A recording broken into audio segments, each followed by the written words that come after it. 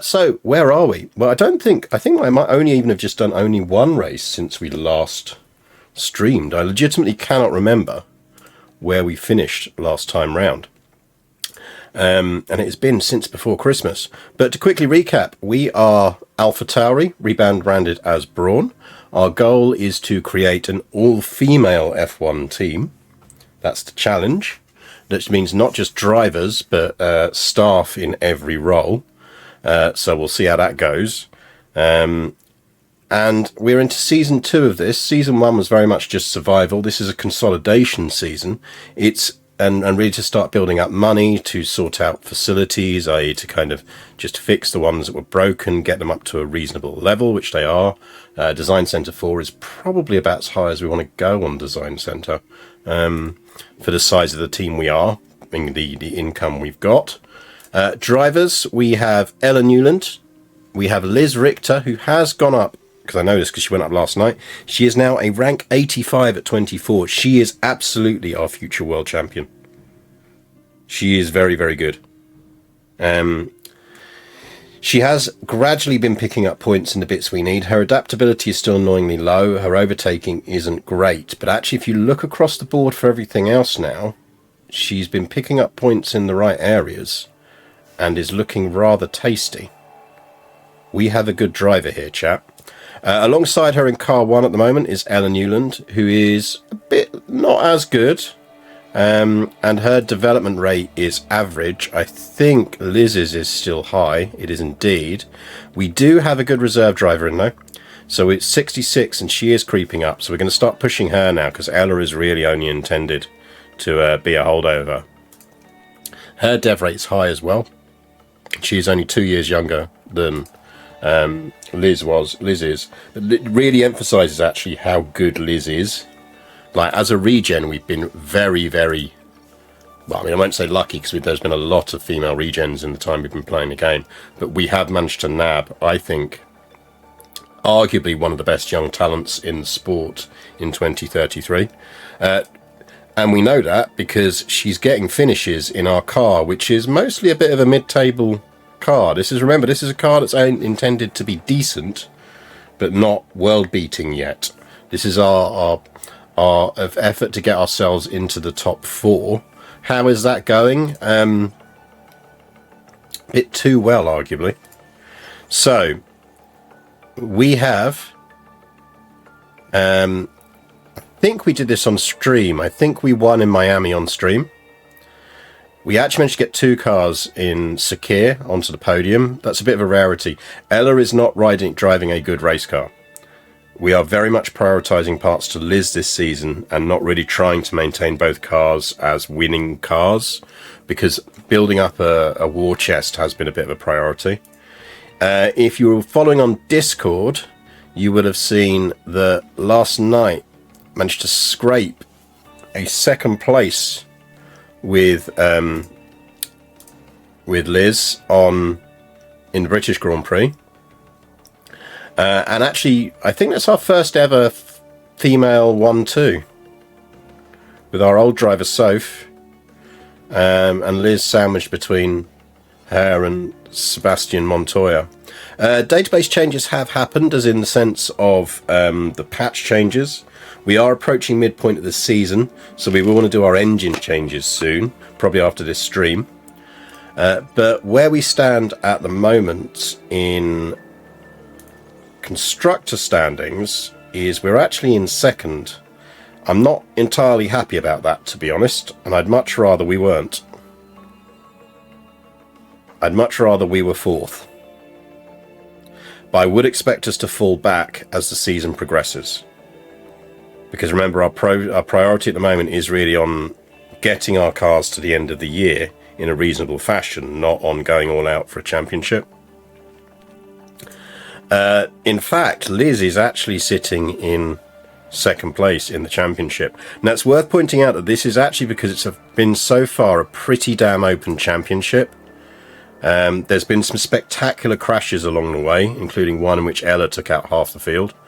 So if you look at the podiums, you can see that it's a real mix. You know, Lando, Theo Pocher, Liz in Jeddah, Lando again, Lando again, Liz, and Soph. And actually, it's really been quite a mixed field. So there's no one really dominating yet, which is why we're sitting quite high. You know, don't get me wrong, if we look like we're challenging for it, we might push for it. But really the priority is sorting out facilities, getting some good dev going on the car and all of that kind of thing.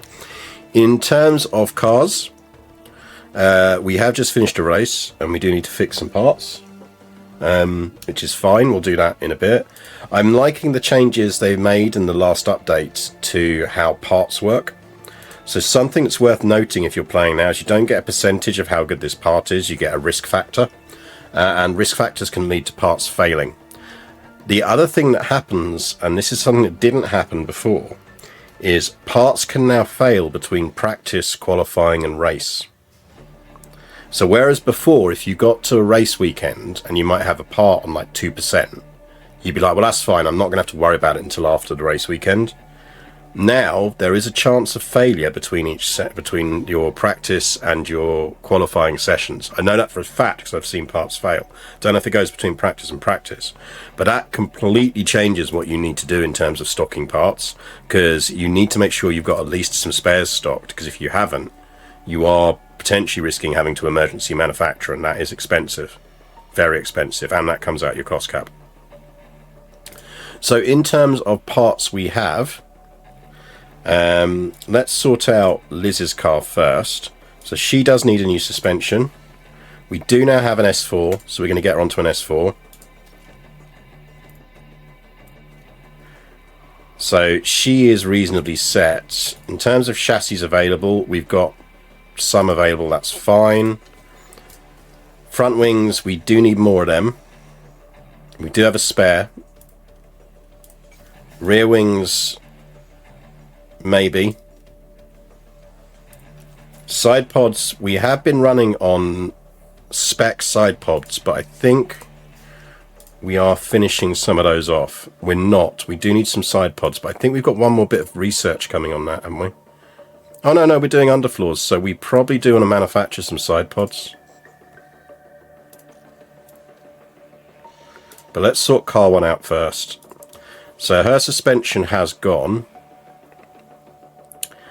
I think we will get through the last of the S1 parts with her first. Let's be efficient here. Her rear wing has gone. So she was on a rear wing 2. We will upgrade her to a rear wing 3. So she can have a rear wing 3.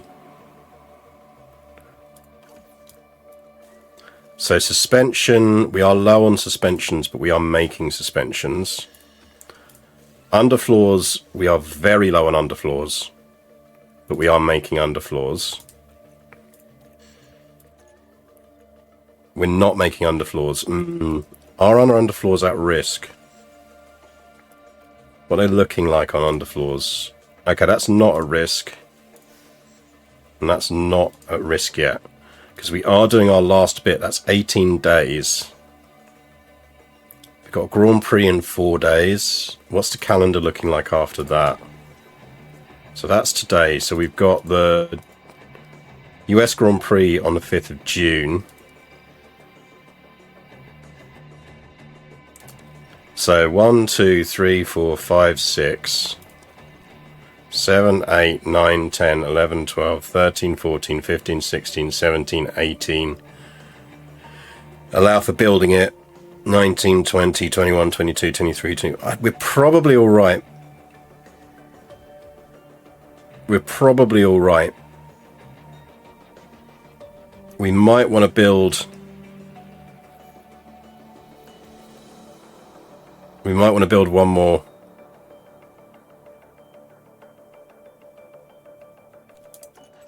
Just for safety's sake.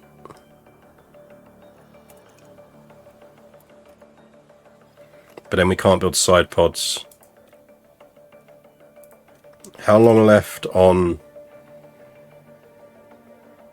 chassis? Oh, we almost got another chassis off, and we got suspension coming off. Okay, let's get some side pods building, because we do have the new design and we haven't built any of it yet. Give me a full rack of side pods. I don't know if you've been kept up with on the analysis I posted and ruminated on the Discord with how research and design works. Yes, I have. It's interesting because I've actually tweaked research around twice during the game's release already. So it was interesting having confirmed some stuff I've suspected and some stuff I didn't realise, which is interesting.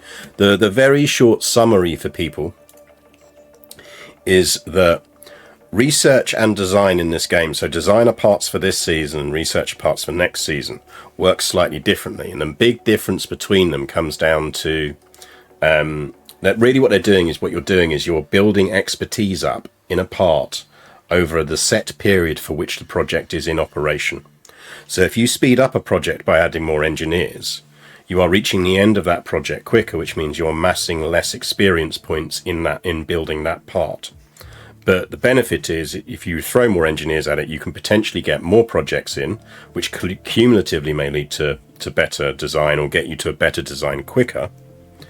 But also that will allow you to spread your research, your design and research more evenly. Because obviously if you've only got 4 research slots and those slots are stocked up in 45-day projects, yes, you're getting 45 days worth of experience in each of those things, but you also can't be researching other things while you're doing that.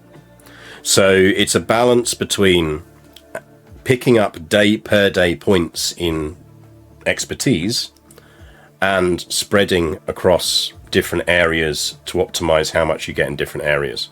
The other thing that I didn't know and was interesting to read is that wind tunnel and CFD, if I'm understanding this right, and Roach, you can correct me if I'm not, when it comes to part design, i.e. stuff for this season, the wind tunnel and CFD points only apply to that specific part you are researching. They do not stack.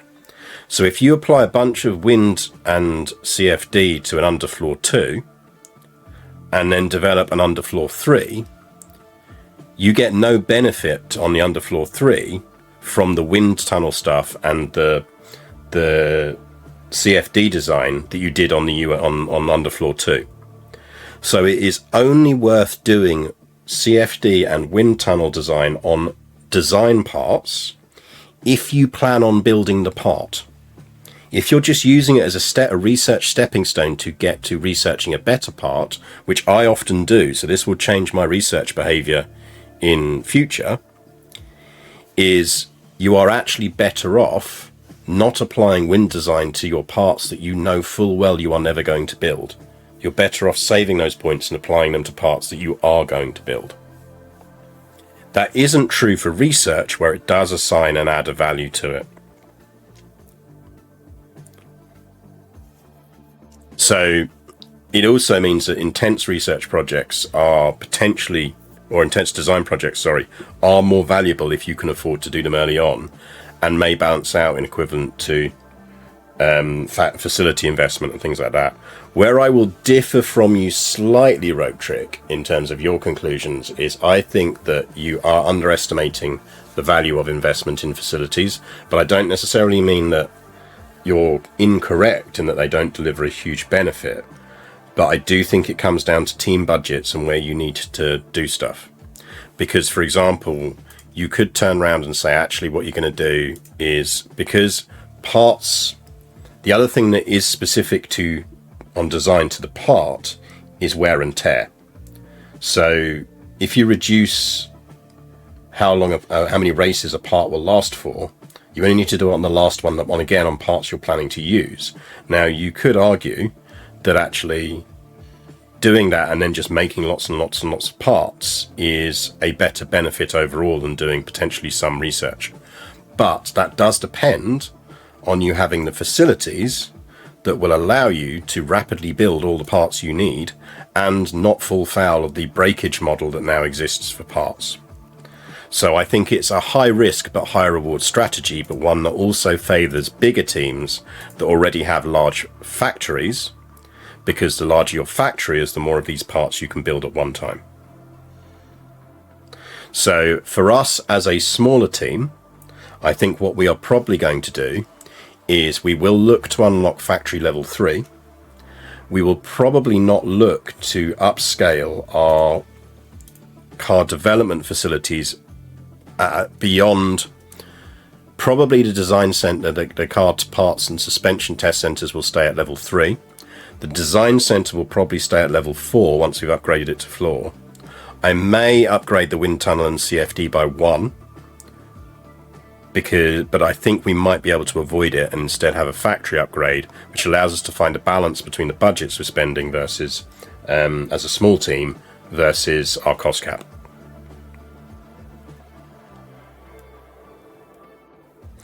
So that's really a summary of how research and development works in the game, which I know is a bit of a lengthy one, but it is very counter, as we've talked about on the Discord channel. It's actually very counter to how you think about how research works in, say, Civilization or something like that, where you're looking at when you're researching something in that, it's like saying this research is going to cost you 2,000 points. So throw more engineers at it, because the quicker you get to 2,000 points, the quicker you're going to have the part. This research model in this game is almost the absolute opposite of that. And I think it's better for it. It's more realistic for it. It is essentially, I am giving you 45 days maximum to work on improving underfloor. And every single one of those days you are going to get better at making underfloor. And there is going to be a part at the end of it. And if I turn around and go, I want that part quicker, really what I'm doing is compromising on the expertise I'm building up. I'm saying I need this part quicker, so I need 4 of you guys to work on this, which does mean you're not going to get as much experience, but it does mean I'm going to get the part quicker. So it's a really nice model, but it's absolutely counter to how most people will think of research and development as working in a game. Finally, just to note, different parts have different balances. So if you do particularly need to address, say, cornering, you want to pick the really push research in the parts that are good for cornering, not necessarily just try and kind of look for little bit incremental improvements elsewhere. But I think that bit is relatively obvious, but that's just something to understand. But yeah, hopefully that makes sense. I might actually try and clip that out as a mini video, but if I do, I might do it with a freshly designed, I might do it with the next time we've got a fresh season. I might just record a short video explaining that. I probably actually won't, to be honest. I think there's an element of going, actually, if they confirm they're releasing another version of this game, so if they confirm they're releasing F1 Manager 24, I suspect that's the point where I will do a bunch of how-to videos, because I can't see them changing that much in how the research model works. And that's where it becomes really useful. But it does mean that if someone pops up in chat here and says they don't understand research, do flag it to me, chat, because I can explain how research works, hopefully reasonably well. I think that was evidence I can explain it reasonably well. But absolute hat tip to Rope Trick here for doing a lot of the research on this in Discord and giving some good examples of how the points accrue and how they work. Obviously, I've explained it here. Hopefully my explanation makes sense, but that's because I'm good at explaining things. It's one reason I'm a streamer. So what I've really done there is condense down an awful lot of stuff that Rope Trick has put in Discord, which understandably some people might not want to get into that level of depth. I've just tried to summarize it here in a way that makes sense. But yeah, so okay, right. That does mean, as I say, we're going to be pushing to upgrade our factory this season. Before we go to races, we should actually just do a quick staff survey.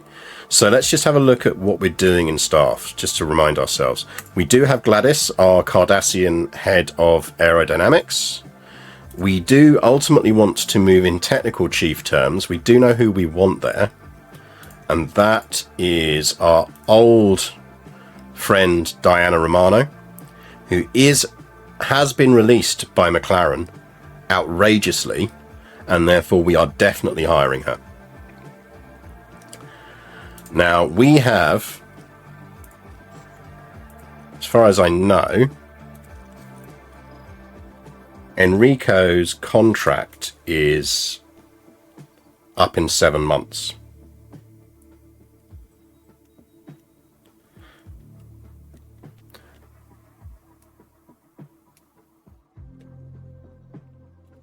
We've already got Diane Romano signed, as you can see, to take over.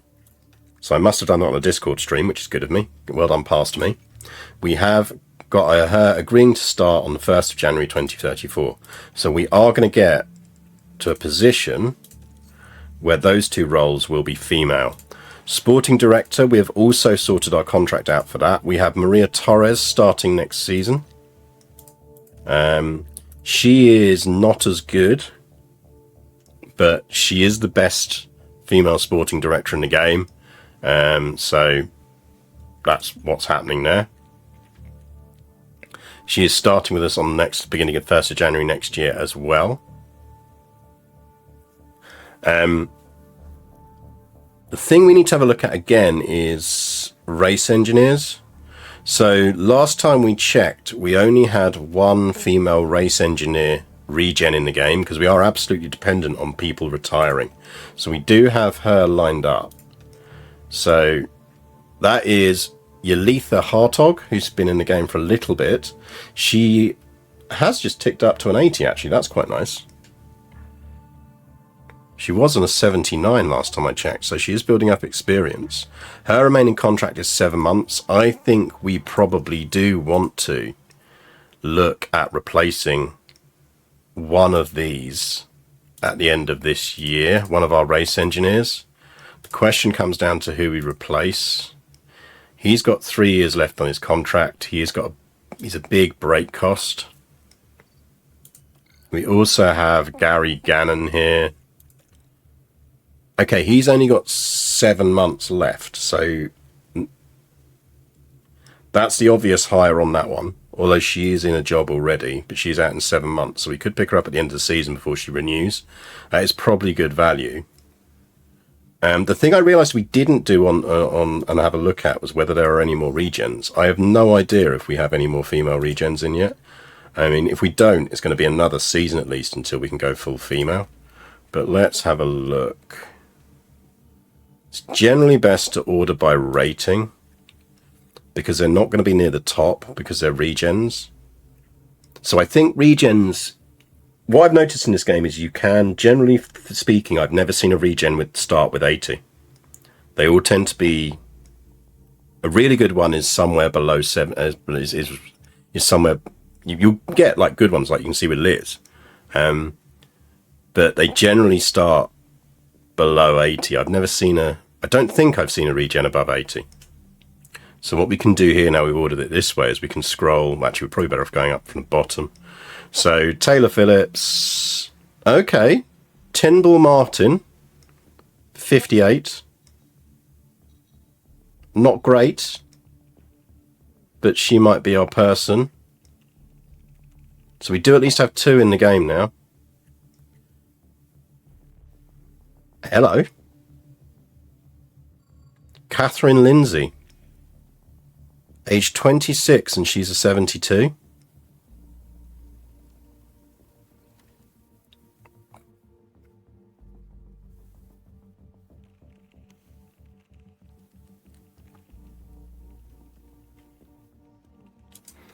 I think we want to scout her.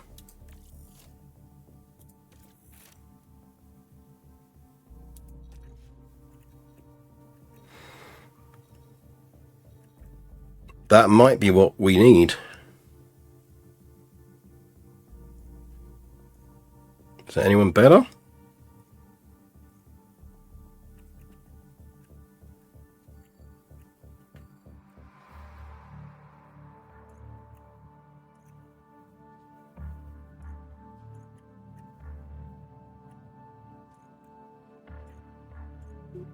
I've never seen anyone gen higher than this, so I think we can probably assume that there isn't one. Yeah, I think we can assume there's no one higher than that. In which case, if she scouts well,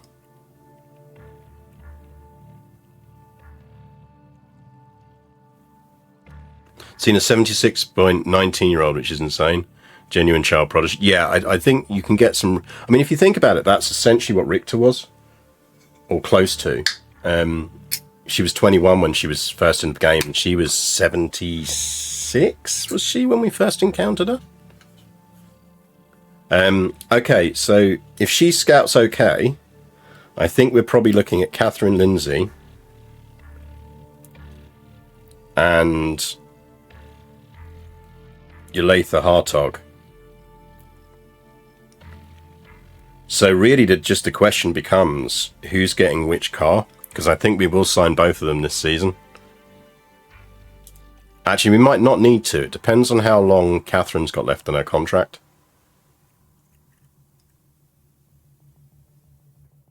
Let's see what comes back on her scouting. That'll decide us. But we're definitely getting at least one in. Just comes back to whether we're pairing Yalitha with Liz or Catherine Lindsay with Liz, and which of them is going with Ella stroke Yoko when Yoko comes good. Because I don't think we got any... I think we did check driver regens, didn't we? We didn't get any good female driver regens that are better than...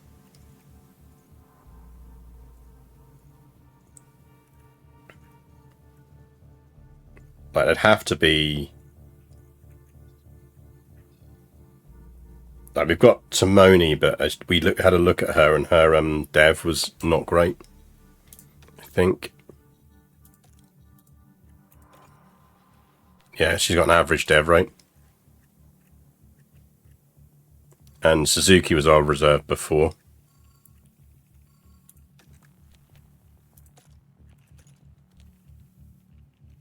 She's 25, so too old.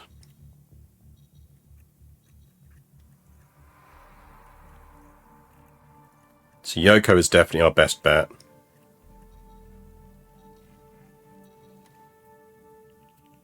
A 76 at 19 is kind of max. Yeah, no, it probably is.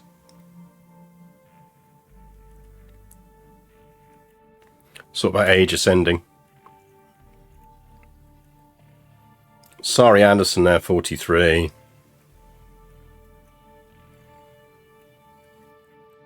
Carol Crossland, 54.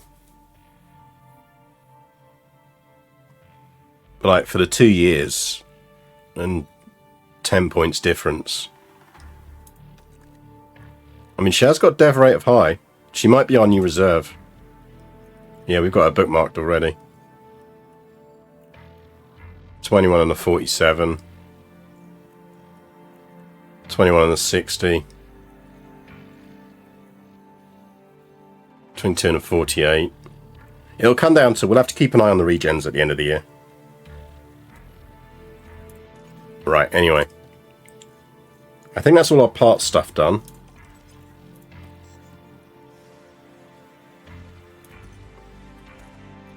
So I think we just push on. Hope everyone had a decent New Year's, by the way.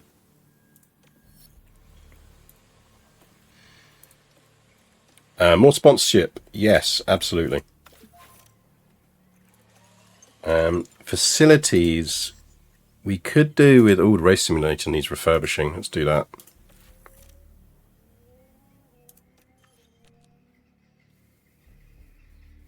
Would be nice to upgrade that, but we can't do it yet.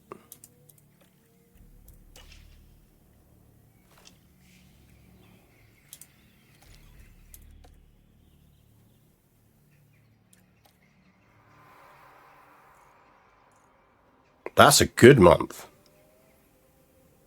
That's a very good month. I did think her overtaking looked better. Good thing about regens, lock them into long contracts before their wage demands in play. Yeah, that was how we ended up with Soph when we were at McLaren, with Soph as world champion whilst earning about $2 million a year. But we did, in our defence, before we left, give her, what was it, a £48 million a year contract to reward her. And actually, Ella's put on some points. That's not bad. So I think we are now going to start putting Yoko in the P1s. That looks all right to me. We'll leave it on that. With a $1 million. Yeah, we gave her the old Damon Hill bonus, didn't we?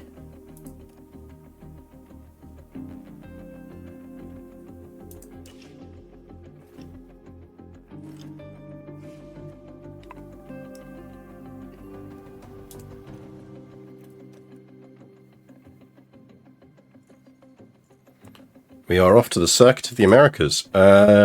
Targets. We can confidently say we're going to do that. We have reliably been doing that, which is nice. So, yeah, why not?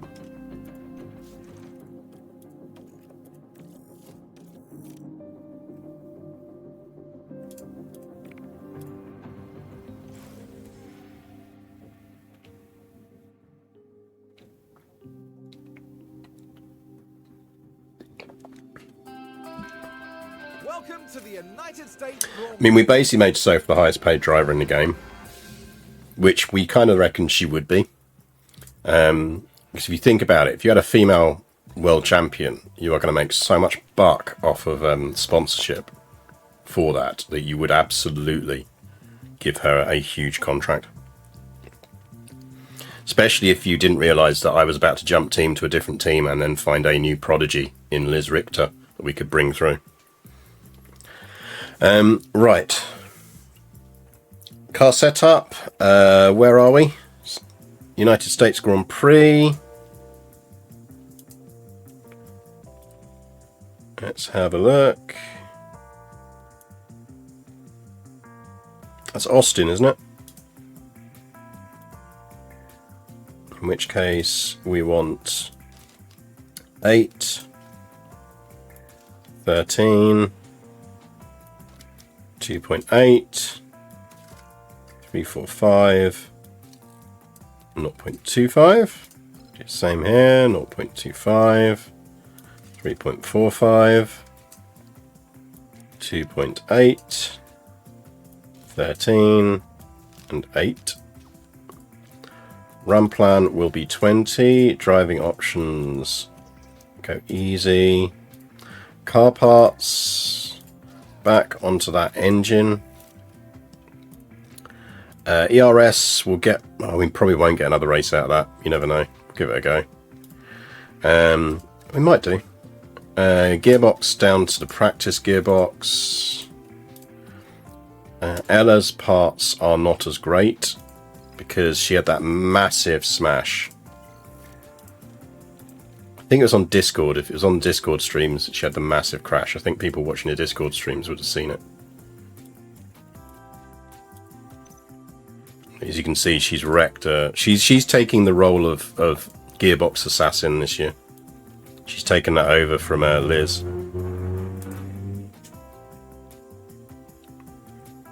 Run plan 20. Driving instructions, that. Right, chat, your new job at the beginning of every practice session is to shout at me. Literally just post the word Kikuchi in chat at the beginning of P1 of every race. Because I will forget to put her into the race seat otherwise.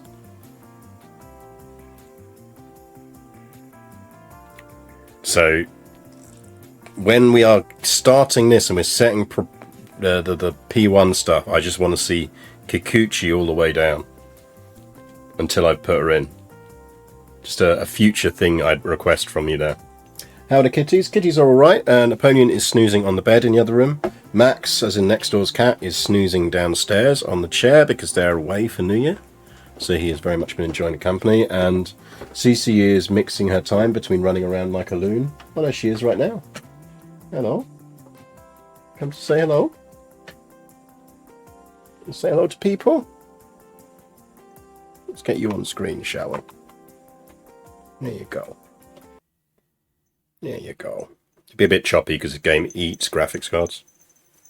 Hello. There you go. Don't ever wonder.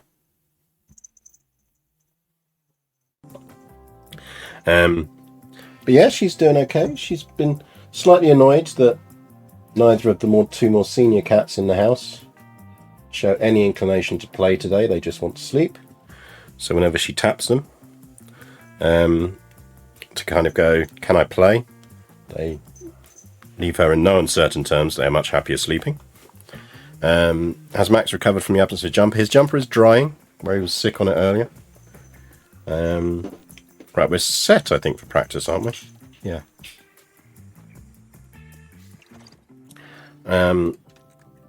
He is currently snoozing on the grey blanket.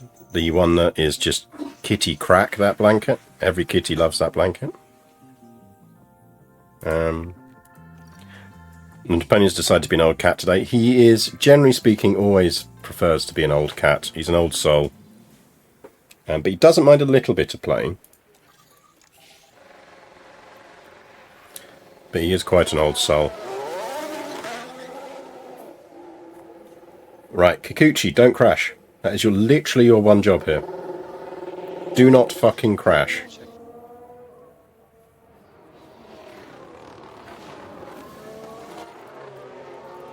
You get those instructions. You get those instructions. Careful on exit curves.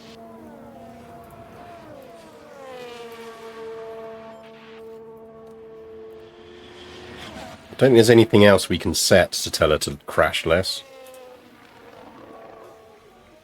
Seriously, Kikuchi, just don't hit anything. It's like your one job today. Guess his first year outside can't say. I mean, yeah, that's the thing, is if you spent 18 months or so on the streets, or whatever they reckon he'd done, it tends to take a lot out of you.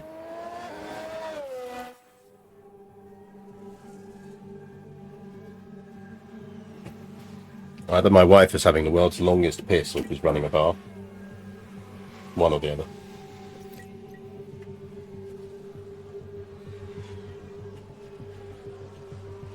We are intrigued. Cecilia, the little tortoise show cat, is absolutely fascinated with running water. Like, she's got a little fountain now and she just stares at it. It's like motion activated, so whenever she goes near it, kicks in, she would just stare at it for ages.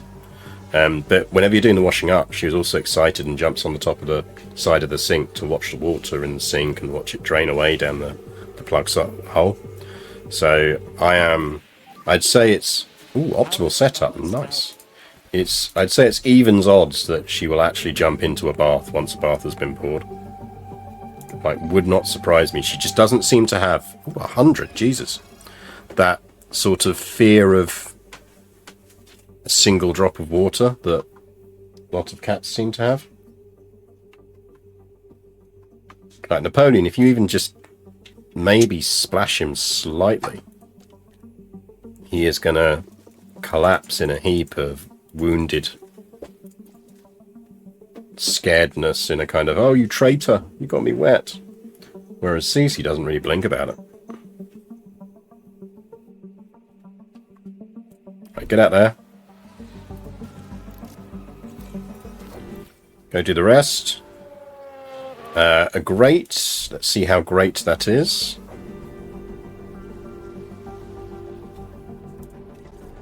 $85. We can probably improve on that.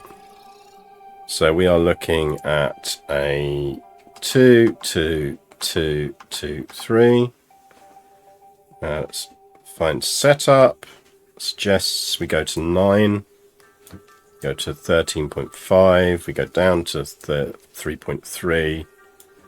And we go to 0.10 actually. That jumped up. There we go.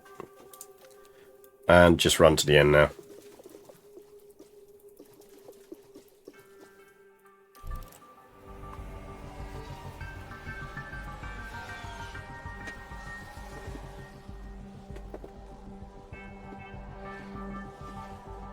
Bit of tiger in her. Most tigers seem to enjoy swimming.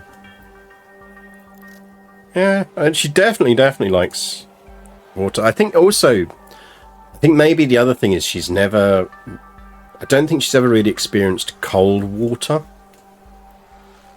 Because we don't think she was on the street for that long. We think she'd relatively, like, she'd been abandoned.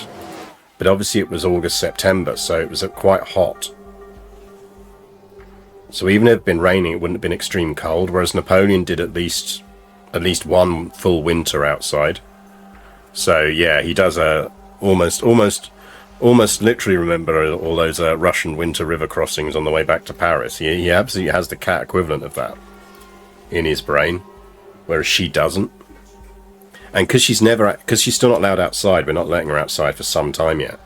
She's not even done the having to go out right now, where she's getting her paws cold in the water. Like, her only experience of water is at reasonable household temperatures.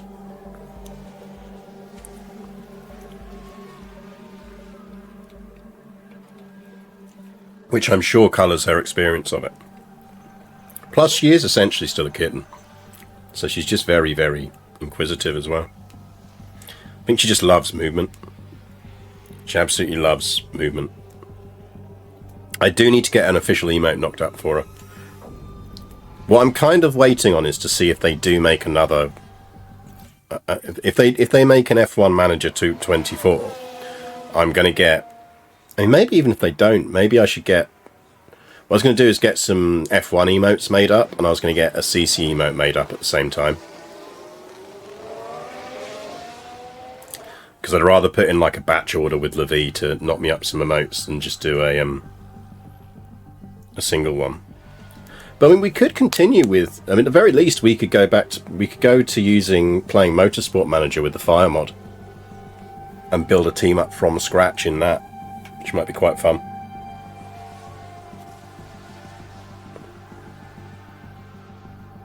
I think Twitch also increased the number of emotes you can have. I am not using anywhere near my emote limit. To be honest. Based on subscription levels, follows and everything else, I've got a ton of slots I'm not using. Even before they upped the emote allowances. Flag.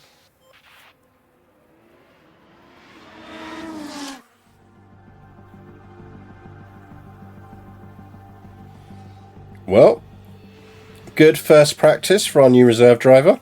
Good on her. Setup satisfaction 90%, that's fine. That means we can run Ella for a full practice session.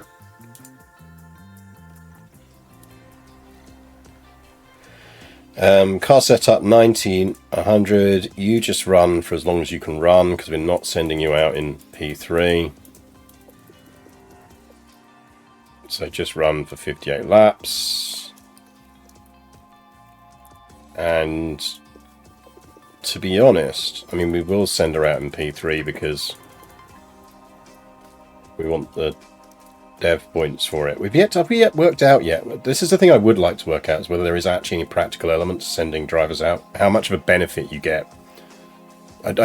Driver development just seems very, very random. Like, we got 3 points in overtaking last month. Like, what determined that? Was it because we were genuinely overtaking a lot of drivers and that has a much bigger experience on the race thing, or is it capped? Can't be capped, because we have good months and bad months. It is the game system I'd like to be less obscure.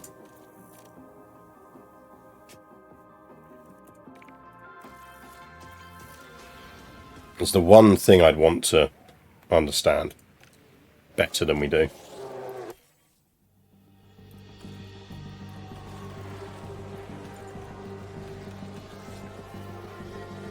Not been able to find a way to crowbar open the black box of driver development. Yeah, and I don't think the database editor guy's doing any further updates, so he's not likely to uncover it. So I think you can change drivers' stats in that, can't you? But I don't know if it then... Do you have to change their overall stat number? Or does that auto-calculate based off of... Oh no, that auto-calculates. I do remember that, because I remember when it first came out, I did that little test, didn't I, to see what sections contribute most to your overarching ranking. So it does automatically update that, or at least it used to. But it just doesn't have any kind of guide to... Or at least last time I used the editor, it didn't have any kind of guide that shows you development rate. Maybe they've changed that since then. I must admit, I haven't downloaded it since the very first one. And I wouldn't want to use that version on this save because it might do weird stuff to it.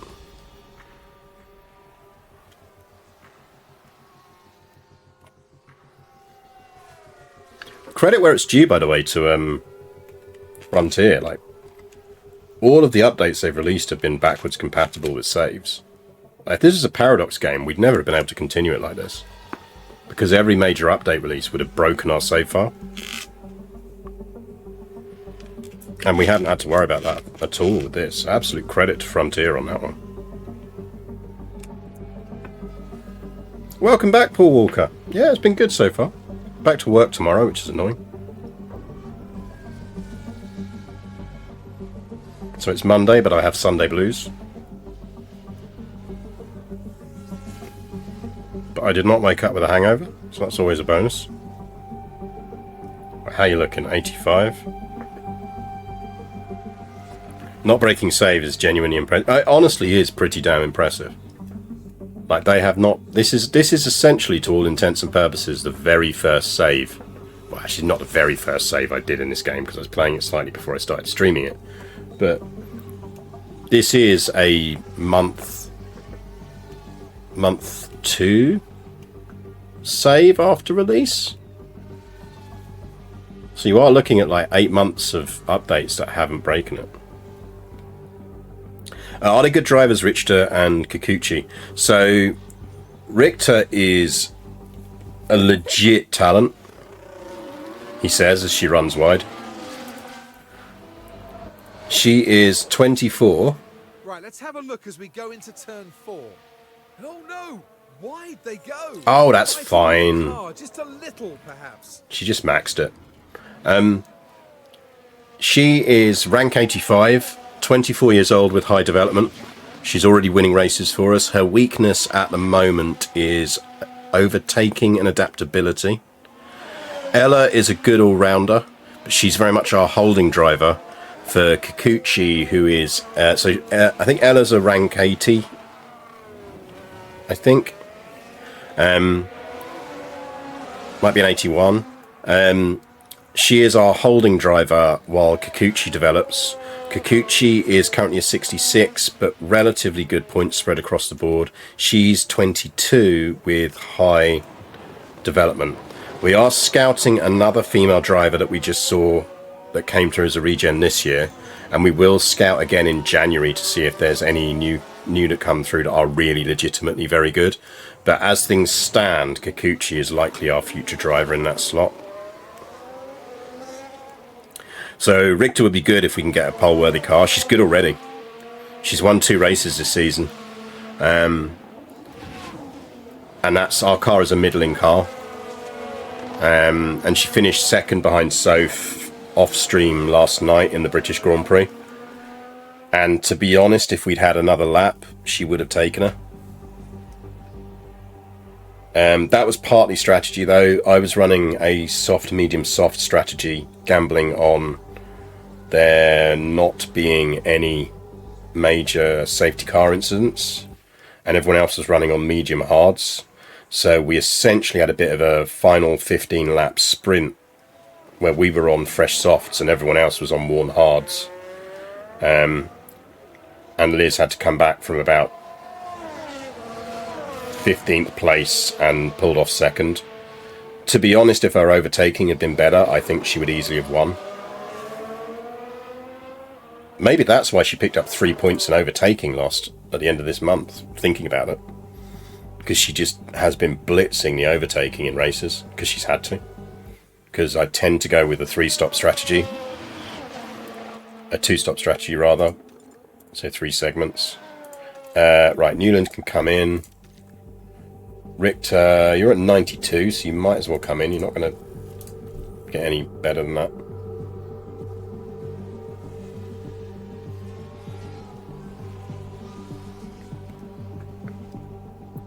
Liz also underqualified. So she generally is qualifying about somewhere between 4th and 8th. And again, remember, this is essentially our final form car, more or less. This is really a transitional car that we're pushing big for next year, I think. We will push big to have an even better car next year. And then we've got, 1 year before a great reset? Once we get a great reset, we'll be really good. So we are very much in transitional team mode. This is very much about getting the other people in, getting it working. FG! Thank you very much for the raid. Happy Streamvesta. Streamvesta's technically over now, I think. But welcome everyone. Welcome raiders. Yeah, we are playing F1 Manager at the moment. This is my 400 hours, well, approaching 500 hours long save now of trying to prove women can do well in F1, where we are currently driving with 2 new drivers. This is F1 Manager, so it's a management simulator. No different from any other management strategy game. We are not sitting here with a wheel driving. I am not doing FG playing American Truck Simulator. I am doing me as team boss. We are about to race. You joined us at a really good time, actually, because we're about to race United States Grand Prix. If you've never seen this game, it is very, very pretty. We have Liz Richter and Ella Newland, who are both what are called regens. So they are drivers who... We've been playing the game long enough that it's randomly generating drivers now. There are some names from F1. If you follow F1, you'll recognise. Is that a Brawn GP livery? It is indeed well recognised. We are running some skins that make AlphaTauri team look like Brawn Racing. We are doing a Brawn Racing revival. Obviously, you may also know me for CK3 streams. Those are on Sunday. That is when we get involved in incest, murder, and imprisoning babies. And also play CK3. But, you know. Right, practice 3, we're going out. We're not doing much because we literally have good optimized stuff already. So we will speed through this and get to qualifying because it's fun. We're just going to send them out on the track to do a single lap so we lose the tyres. But if you've never seen this game and how pretty it is, and you don't know things, know cars go vroom, that's really nice thing about this Q Compare is you will find other people in chat who will absolutely tell you that they have no interest in F1 or didn't coming into this. But it's almost the narrative of us trying to build the team and trying to get good female drivers in and everything else that's the fun part. And you just suddenly find like this is almost more fun to watch than real Formula One because stuff actually happens. But yeah, welcome. You've missed Kitty on stream. Little Cecilia was on stream a bit earlier, but as you can see, it's a very pretty game. But we don't need to do this now, so we're going to just call them in. They've done their little bit of being on the track. They have their participation medal for practice. So we will get them in and then we'll just speed through the rest of practice to get to qualifying and then the race. So how this works is you have 3 practice sessions. Well, mostly you have 3 practice sessions to kind of optimize your car. Then you're doing qualifying, which establishes the order of cars for the start of the race. And then you have the race itself. And between those things, between races, you have things like, are you putting research in your cars? How are you dealing with your people, building parts? Think of it as American Truck Simulator, but with vroom vroom cars.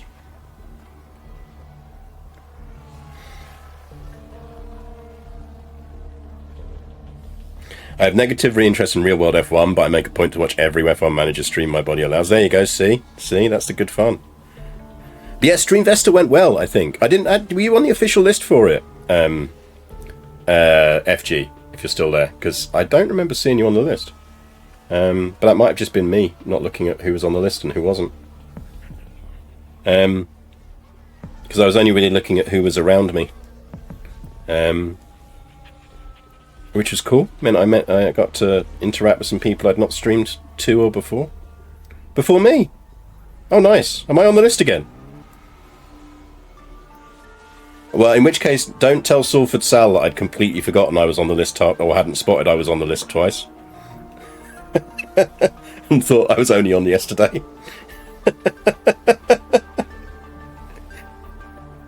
Shush, don't tell her.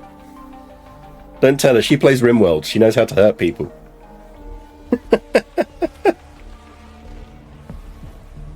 I used to follow Real World F1, that politics and people just put me off about a decade ago. The games are still fun. Yeah, exactly. I think that's it. You know, it's like, you know, let's be honest, like there are at least 3 races in this that are just essentially like let's tour the dictator states, you know. Let's go through every awful oil state we can imagine. This goes on for another day or so. Nice. I suppose it would, wouldn't it? Because it's crap. I better open it then. Am I meant to be wishing some countries a happy new year? I thought we were all through that now. No, that's not the spreadsheet I want. It is Streamvesta is an incredible thing. I always say it to Salford Sal every year. I say thank you so much for doing it.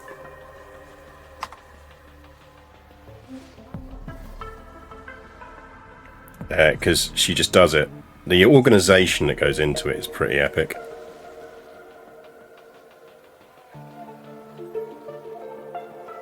What day are we even on? Monday.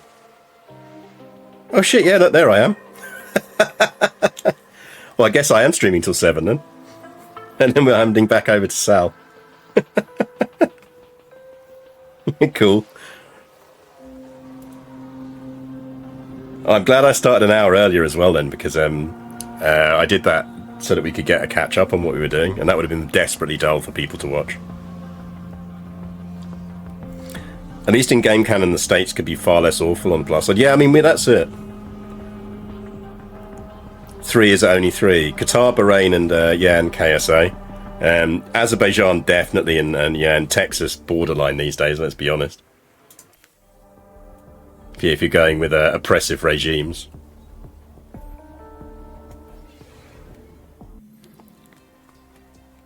I want Adelaide back. So we've got our 2 drivers ready. Driver prep on Ella's fine. Ella is really a holding driver for us. We have a really nice, young, talented Japanese driver. So Ella is a bit of an old hand that she's just there to keep driving. She's not getting the good car parts. Now it's time to see who come out on top. As qualifying so this is the fun bit. This is where the fun starts. This is qualifying. So we want to qualify on softs. We want to put in car parts that aren't broken, because qualifying on parts that aren't on fire tends to help, generally speaking. We have done practices with parts that are literally on fire as you drive out the garage, which I always imagine how you try and sell that to the drivers. Like they're like, boss, car's actually on fire. It's fine, just do a lap. Do a lap. Think of it as an afterburner. It'll help. Kikuchi. No, you don't need to do Kikuchi, because it's the race, it's qualifying, we can't put her in. It's first practice, P1, where you need to Kikuchi me, because we can't put her in qualifying. But thank you very much. Yeah, you've well remembered. I really should actually take another backup of this save. This save has got 400 and last time I looked about 420 hours into it to get to this point, because we are technically in the 2033 season. We are still waiting for flying cars. Right, so we need to go out and do a flying lap. We will probably go out straight away, I suspect. Go. And go. So there are 3 periods of qualifying. And you'll notice on the screen on the left here, there's a red line. We need to have a time that puts us in the top 15 cars, because that's the cutoff point. Everyone beneath that point drops out, and they're not into Q2, so second qualifying. And then you get another cutoff line at 10, and everyone below that drops out. Now, our car is not great. We need to do more research over the course of the years to improve it. But I would expect Richter to get through to at least Q2, so to finish above 15th in this segment. Newland, maybe. She really is running on a car that in some ways is held together by duct tape, because we are skimping on her parts because it saves us money. And we're investing that money in facilities between the seasons. So I would expect her to drop down.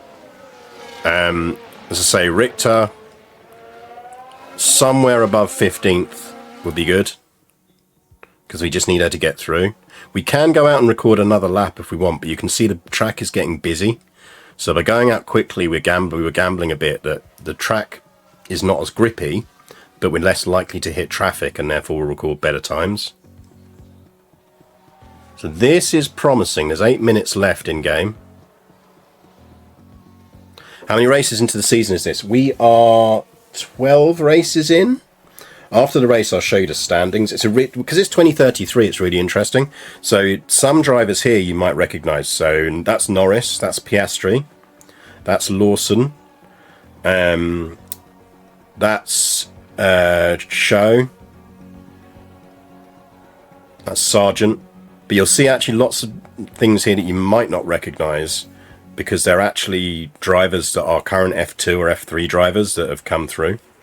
Albon in the Alpine. Alpine are really good. Alpine are now winning the championship at this point in the season. And that's partly because they've got Norris and they've got Albon. Norris is arguably the best driver in the game. Max Verstappen retired last year.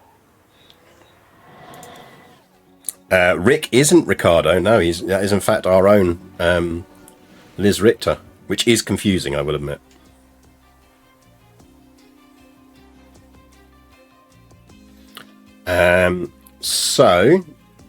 Well, we qualified. Ella crept through as well. Nice.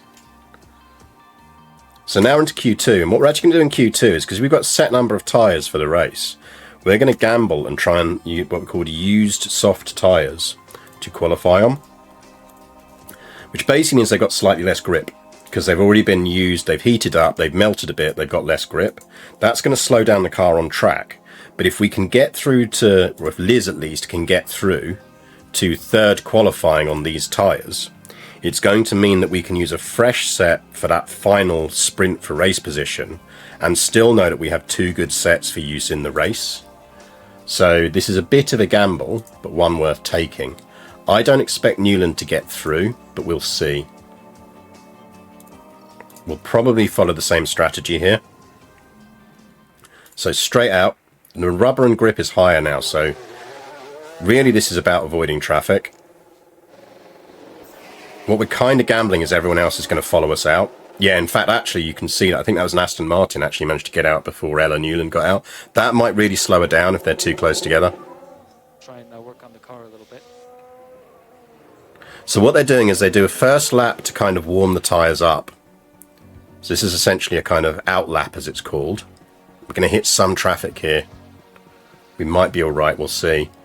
And then they do a fast lap, and then they do an in lap. She's behind Piastri. I'm not convinced that's a good enough time.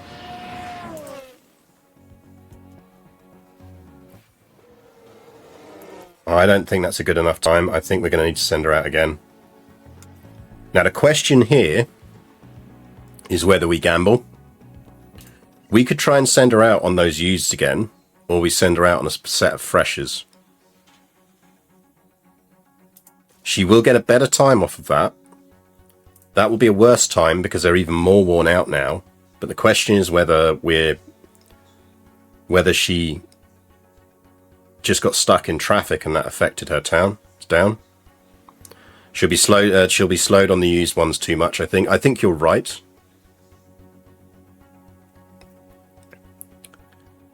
So the question really is, do we gamble on sending her out on some fresh softs?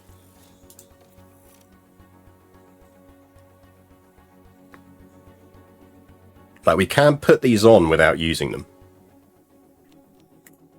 So we can gear her up with those tyres. Yeah, I think she's going to struggle. Because Sophie Florsch and Montoya in the McLarens have some of the best cars in the game. And if they haven't even come out yet, so she's going to lose 2 positions based off of that. Norris and Albon are good drivers. I think we need to send her out on the freshes. So what we're really looking for here is a gap where we're not going to hit traffic. I think we go there and pray. So this is her out lap. This is her fast lap. She's all right. She hit a tiny bit of traffic. Right, that's pinged her up to 7th. So let's press in button. Now let's see if that's enough to get her through. I'm hopeful. I don't know. It's going to come down to whether they can record some fast laps. She's floating on the edge here. Montoya, you'd expect to put in a better time than that.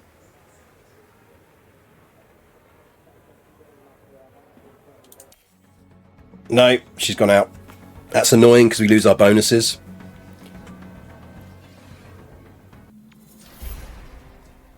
That's annoying.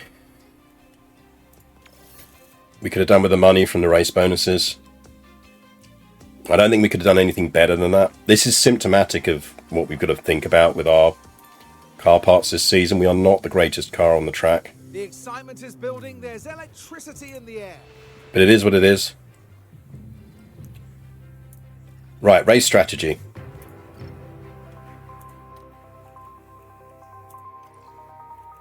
I wonder if the ERS isn't helping her because it is quite warm. Oh well. There's no rain, which is good news. These are the suggested strategies.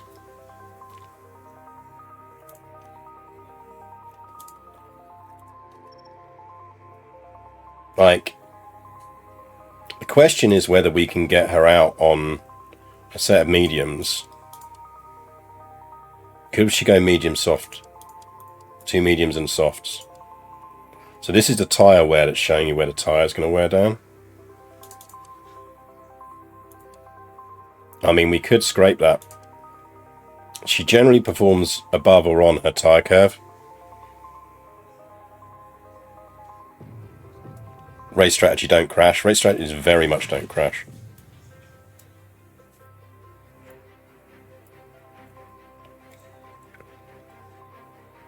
I think we start on that strategy with her. I don't think we use that strategy for Ella. The other option is, can you get away with a hard mediums? No.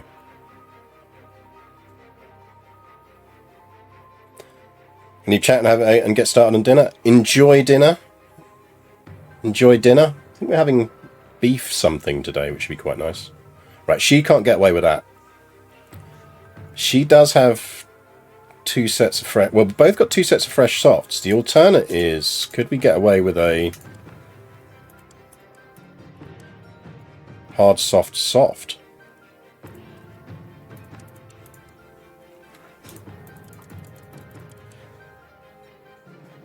Just. I think I'd rather put her on a hard, medium, soft, though.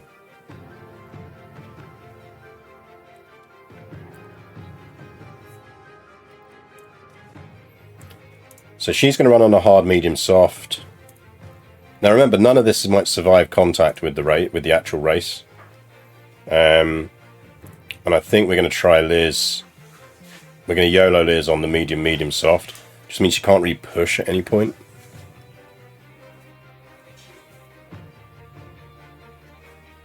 But that's fine.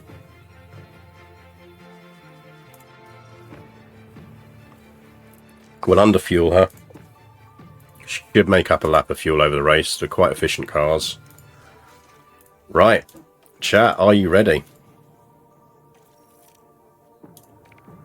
Let's do this. We're not far off now here in Austin as the drivers ready themselves. Yeah, safety car may change our strategy. We'll see. Here and at home are wondering what the Haas driver can do. Are they really wondering what the Haas driver can do? I'm not. I'm wondering what our driver can do. And the time has come. Let's go racing.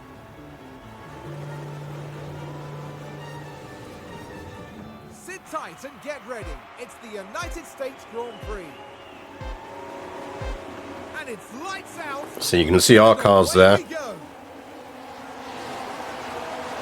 We'll follow Liz.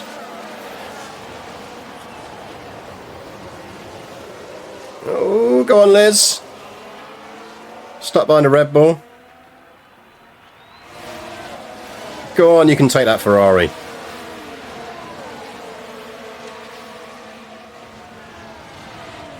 The thing is, they'll be pushing. What tyres are they on? Okay, so most people started on softs. So we would expect them to be faster than us. They're probably doing soft, hard, medium strategy then. So over the course of the race, we might be better off. Tick battle assist on. Yeah, we should put battle assist on. Let's not push on DRS yet. So this is energy exchange. We can get back to the car. Yeah, see, she's lost a second on Russell already. We need to pull that gap up. We need that gap to be under a second, ideally, within lap 3. Oh, we're dropping back already. It might be that our car is just at the point where our car is just not competitive enough anymore. entirely possible.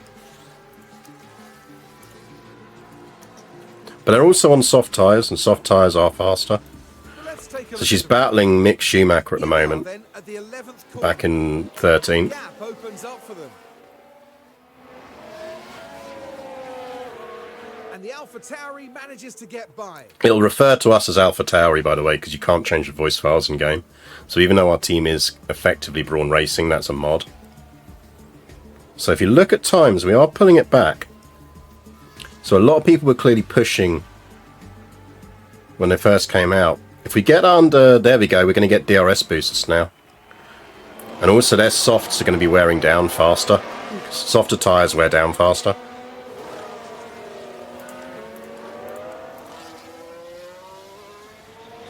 So we are... Like, I'd like a top 10 finish here. Now this was at turn 1. It's there for the taking.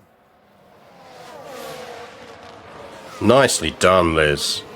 Up to 12th and sniffing at those points places. Nicely done. Okay, we're out of DRS. Right, we are out of ERS, so we need to get some energy back. We can use that again. She is in range. She's hovering around the range where she's going to get boosts. Because obviously the closer you are to other cars, the more you can pull bits out. As I say, Newland I'm less fussed about. She's in a crappy car. I'd expect her to finish low down. But for Liz, we are trying to at least trouble the top 10. Right, there we go. So that's the first pit stops kicking in as people on soft tyres start to pit. We're not pitting for another bunch of laps. So the question is what these people are pitting onto.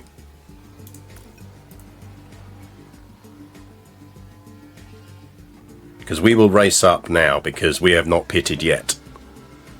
We're going to do the same amount of pit stops as everyone else, but it'll come down to whether we've got a different blend of tyres. So let's see what everyone else is coming out on. Okay, they're coming out on hards. That means they are probably going medium, hard, soft to our medium, medium, soft. Because our Liz is quite good at not burning through tyres. Frankly. So some of the other drivers just won't have the legs on them to be able to drive that strategy.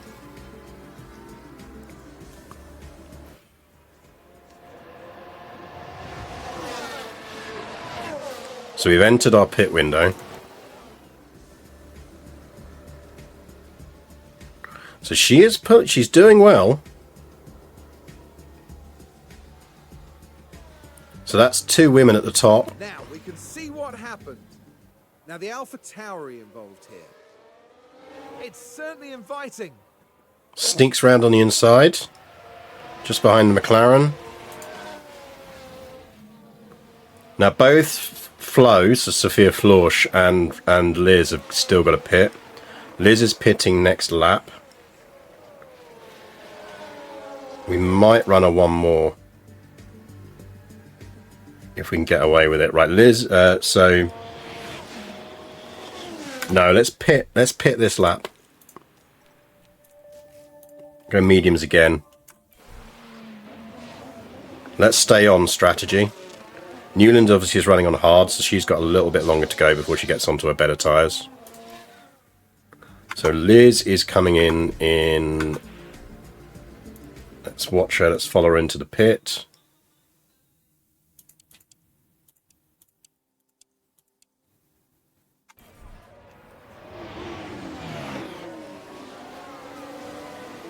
Now hopefully we don't have any issues in the pit.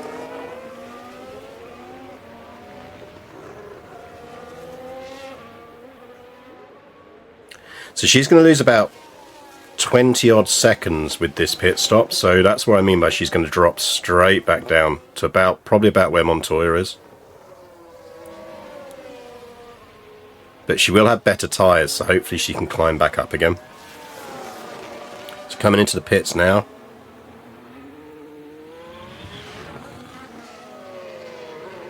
This is the painful bit where you can just see everyone driving past you at high speeds.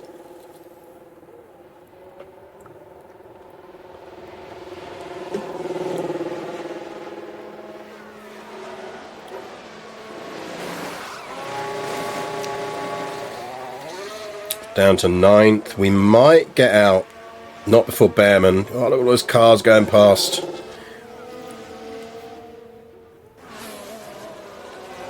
Okay, we're out in front of the show. Do we get head pats? I'd hope we get head pats. Right, let's push on a bit. We'll go aggressive for a while. That's going to warm the tyres up faster. But it takes more wear out of them. So we just need to drop them down now. Because we don't overheat them. And Newland's time to come in. So she goes on to medium tyres now. So onto your mediums. Richter we can push DRS on. And we'll do the same on Ella when she gets out of the pit. So Liz is climbing. Now this happened as they arrived at turn 12. It's a relatively incident-free race so far. We haven't had any crashes. And the Alpha Tauri manages to get by.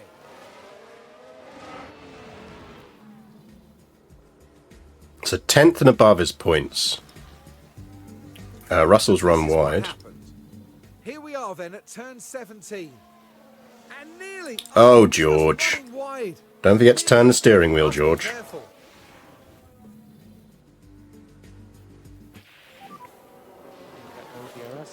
So she is in DRS range again. You're on mediums now, so you can deploy.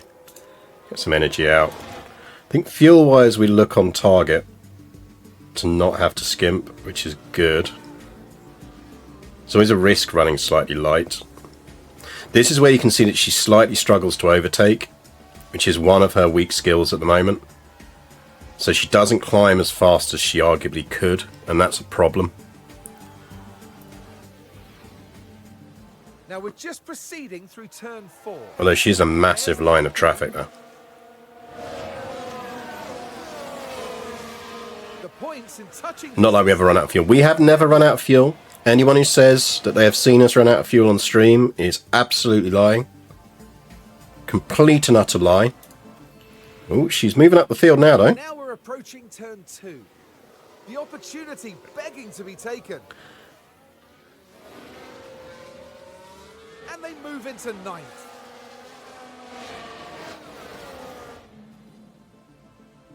So she is picking up places. Now the Alpha Tauri involved here. They decide to give it a go. So you can see she's a decent driver. We've done well here with her. We identified her quite early as a prospective talent, and she really is. Right, so the others on mediums are starting to pit. They'll be coming out on hards at this point, I suspect, if they're pitting now. Along the straights here. Which is really good news for us, because we've got softs to run on for our final stretch, which are the fastest tyres you can have.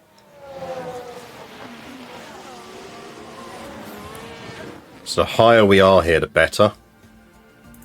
We can actually deploy with her again. Now, she is tracking on the tyres, so that's fine. She is up into 3rd. Yeah, I told you, Paul. I told you she's a decent driver. We've got ourselves a nice little talent here. 24 years old.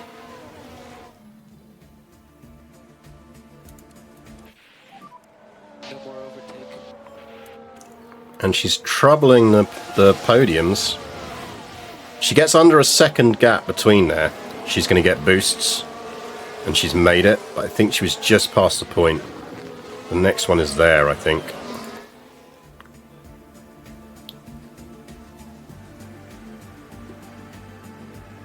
Oh, pit stop. Oh, Ella ran wide. Ella. Here we are now, down at turn 17. And oh, she did a George Russell. Perhaps a little lapse in concentration, maybe. Ella. Ella has already murdered one gearbox. Ella did a spectacular crash about 2 races ago. It took out a whole bunch of drivers. Right, we are approaching pit point. We are going to have to try and run a lap long here. Right, Norris has pitted. Okay, now we are losing. No, we're gaining time on the Ferrari, but the Haas is gaining on us. This is theoretically optimal lap, but I think what we're going to do is push her. Like, her tyres are getting low. Under 30% is a problem. I think we're going to push her and pit her on the next lap. Is Ella in the pocket of Big Cog? Quite possibly.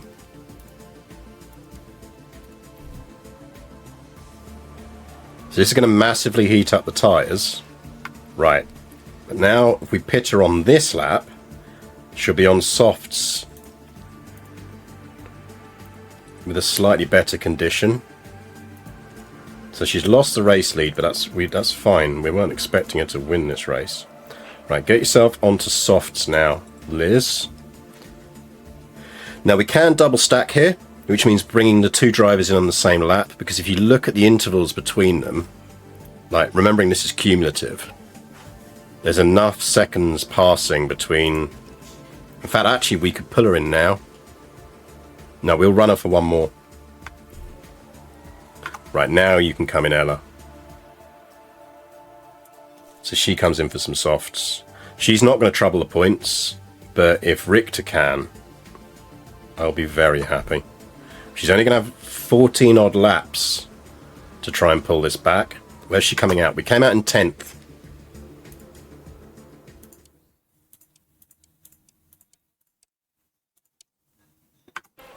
We're out in 10th, so we're in the points.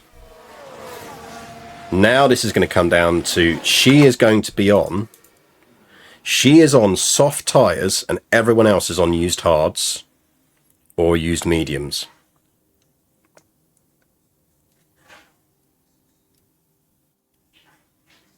This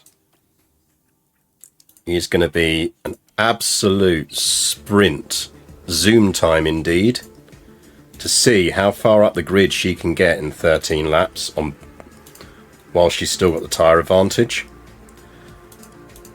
The key thing to watch is can she close that to under a second as quickly as possible. That's the critical thing here. Right, she's under a second. She needs to get past Albon quickly. She's past Albon. Right, we're going to drop those to standard now because we don't want to overheat the tyres. We might push on them again at the end. Right, well done, Ella. Ella gets her participation medal. Ella, don't crash. Now the Alpha Tauri involved. So this is really us versus time now in terms of... She has the tyre advantage, because our strategy, I think, was the better strategy. Okay, back off. But can she zoom up fast enough? Come on, Ella. Oh, she's going for it. She's going for it. Go on, you can get him. You can get him on the inside there.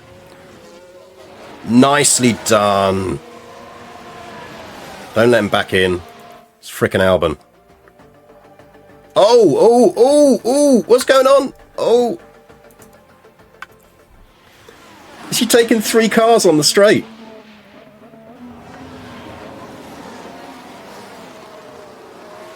Oh, Ella, you Richter, you star.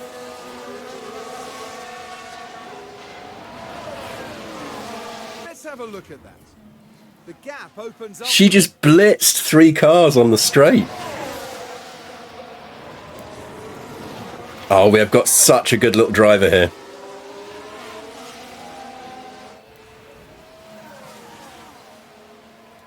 That's 7th. Again, she needs that under a second, and she is destroying the gaps between them. Right then, we can take a look now. She could podium here. There is time. And that puts them in 6th.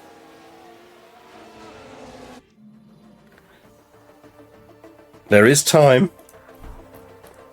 Her tyres are wearing down though, so she's going to stop losing. She's going to start performing Relatively equivalent. Oh, go on. You almost had him. You almost had him.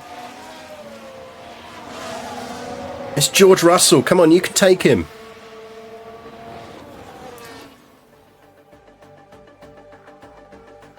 Come on. Oh, we got a crash. We got a crash. Please don't safety car us. But it seems like it was Logan Sargent.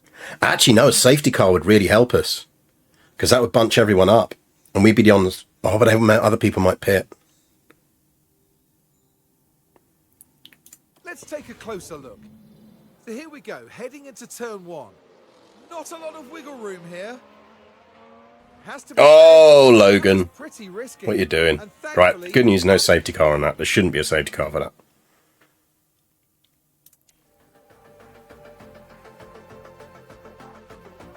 If they pit, you probably almost a pole. If they pit, we'd end up in front, yes. But we'd be on weaker tyres than everyone else. So it would probably be in our interest to pit as well if that happened. And because our car isn't as good as others overall, I would suspect we would finish lower. I think we have an advantage here because we are on the better tyres and everyone is on worn out tyres. Like Lawson's got to get to the end of the race on those 46. I can't see him pitting again. Maybe he does, but it's very late to be pitting. Same with all of these. So we have the tyre advantage going into the moment, and a safety car, I think, would rob us of that. And yeah, welcome, Wanderer. 77? Good for you. Come on, Liz. That's 4th. Now we should be able to take a look here. Now we're at turn 11 now. There's the opening.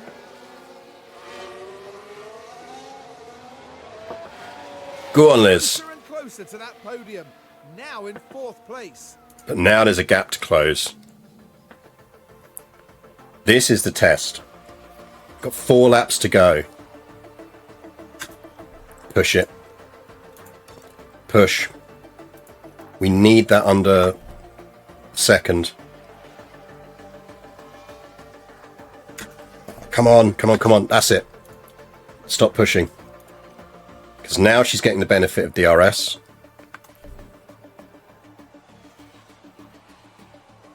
But they're fighting. And that's stopping a get through. Come on, Liz. Yes, go on. Come on. Let's see what happened there. Now we see this was at turn 15. The opportunity go on, Liz. To be taken. Up into 3rd and contender. Go on, hold her off.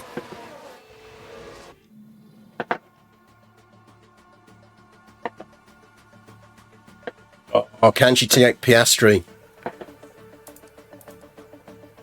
We're not going to catch Hauger.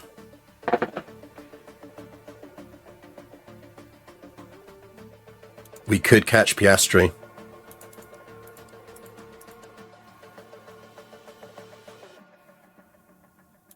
This is the bit where I run out of fuel, which has never ever happened. Don't believe anyone who says it's happened. Fireworks in the background here, yeah. There's a little thing called New Year that just happened.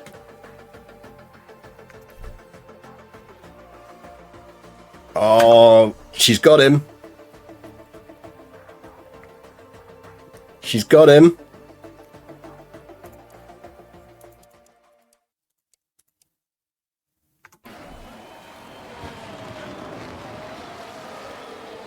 That should be a 2nd place finish.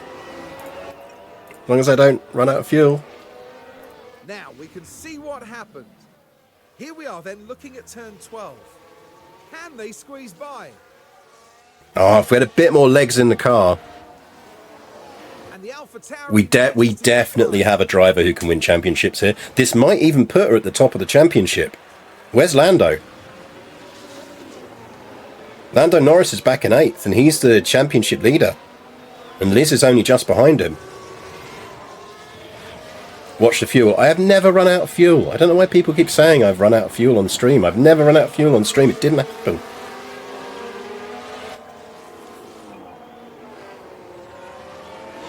Go on, Liz. Hold him off. Just the one, Liz. You've just got 1 lap. This is the last lap, Liz. Hold him off.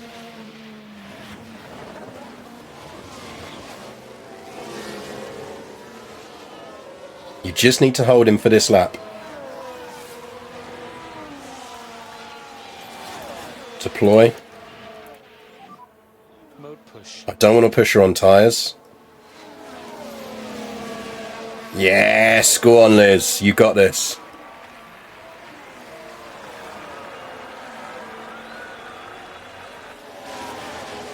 Easy.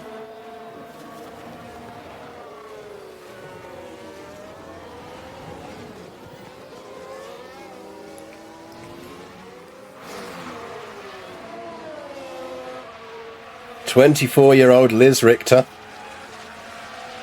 driving for Brawn / AlphaTauri. Bring it home, Liz."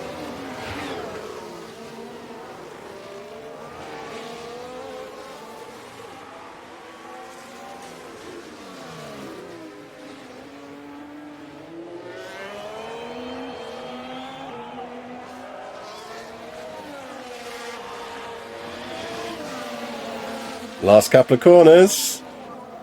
Came out of DRS. Also, she increased the gap on Piastri while he had DRS, yeah.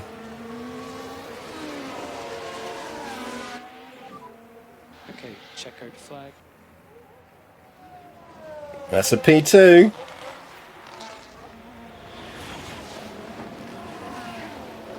She absolutely ditched Piastri. She did. She totally dropped him. She's a good driver. I'll show you her stats in a minute. We have really lucked out on finding her.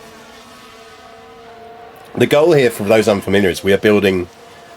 We are 10 years into the game, and we are determined to build a team that is entirely staffed by women, both drivers, aerodynamicists, tech chief.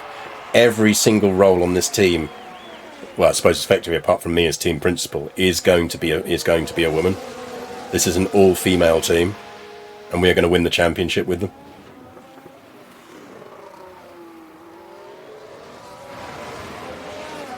Yeah, well done, Ella. Good job.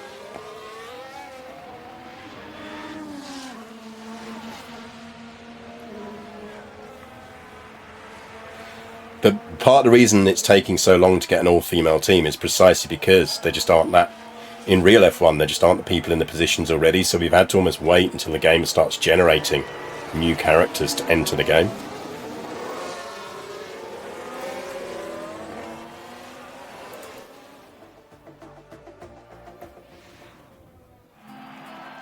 That was a brilliant. Yeah, good for you, Liz. Celebrate, you deserve it. That was an excellent performance. They set out with a great strategy, and it paid off with an impressive podium finish. Just don't take your helmet off, because the game doesn't model female drivers. It's only right that they make the most of it. So you're not allowed to take your helmet off, Liz. And down there in the Alpha Tower, Saudi Arabian race rules. what would they be making of that race, do you think? They'll certainly be pleased to have made the podium. A job well done for sure. Well, the problem with regenerated drivers is it only regenerates them when people drop out of the game. So on the staff side, you need people to retire. So that's part of the problem. It's just an 11-point position climb there. I mean, I'm annoyed because we lost our bonuses because we failed on qualifying. But we got our race finish bonus, which is the main thing. Yeah, look. She's top of the standings.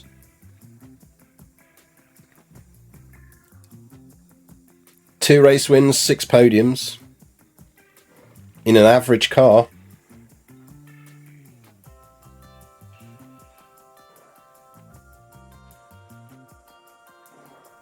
Yeah, Russell did an interview not that long ago talking about the fact that racing just isn't developing new talent. That's the problem. There's such a tight pipeline for talent that we need to not be this high. Because this is going to hit us on research. Because the higher you finish, the less research, like wind tunnel time and everything you get for next season. And we don't have the facilities to really deal with that as well as the bigger teams at the moment. We should drop away towards the end of the season because we're not improving the car anymore. We're pushing to research because we really want to be competitive next season. So other people will still be improving their cars mid-season because we're only in June. So I would expect us to start to drop back. But, I mean... yeah, I mean, if you look at... let me show you So our reserve is Yoko Kikuchi. Yeah, see, look, missed out on bonuses because of that, which is annoying. Imagine how much she'll blitz the field when she has a good car. I know. I'm legit looking forward to it. So this is Liz's stats. All of these are out of 100. So you can see that actually the thing that's really dragging her back is adaptability. She is smooth as hell.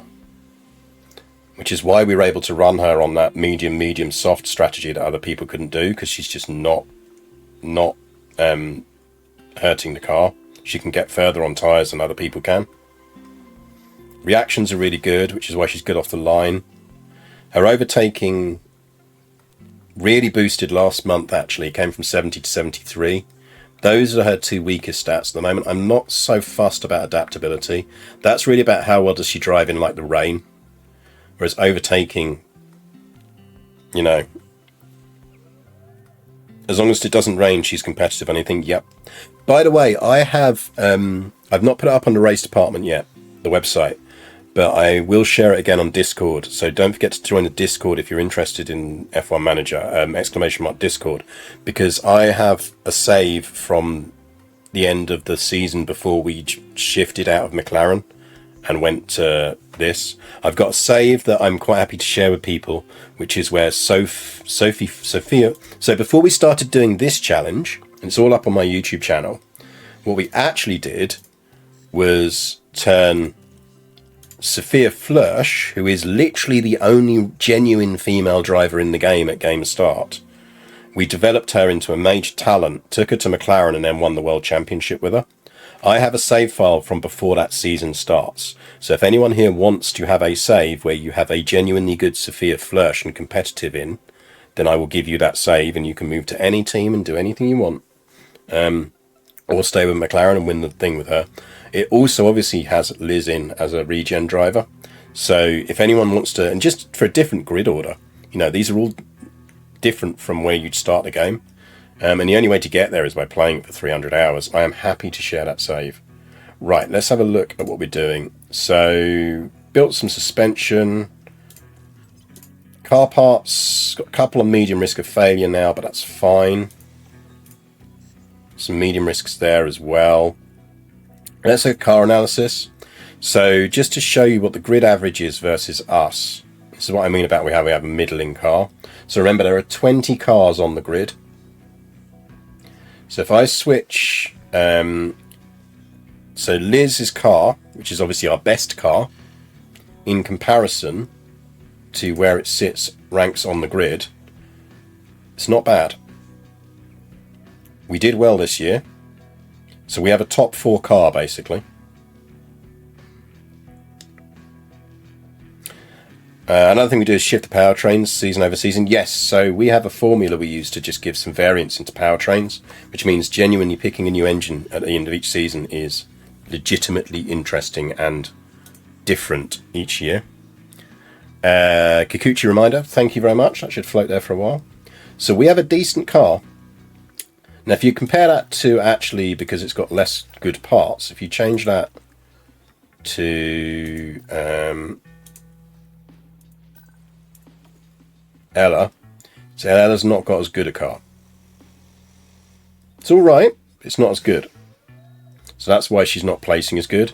But you can also see that she's just not as good a driver as Liz, because she should really be doing better than she is with that car.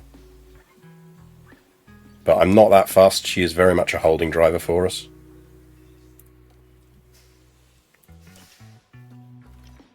So we're building some parts to make sure we've got parts built. Temporary shutdown, that's fine. That's because we've got an event on.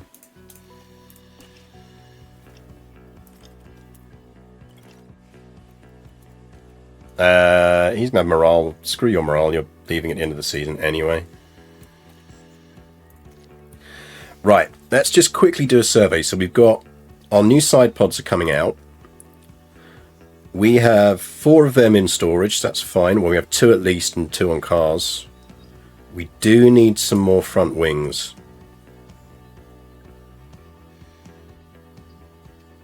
So I think we should build 2 front wings.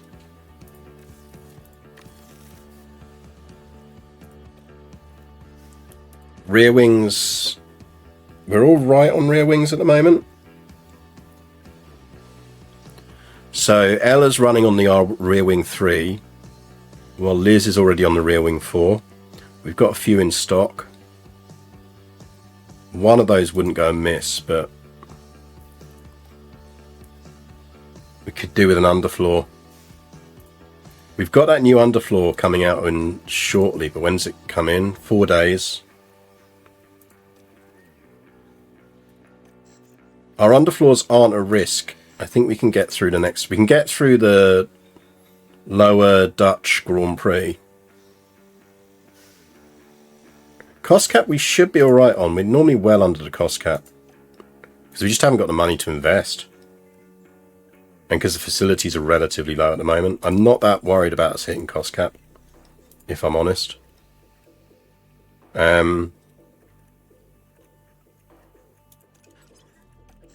I think we hold off on an underfloor and we just go straight to the new ones. So we do another rear wing. We'll squeeze out another rear wing before the race, which leaves us free to start on underfloors after it.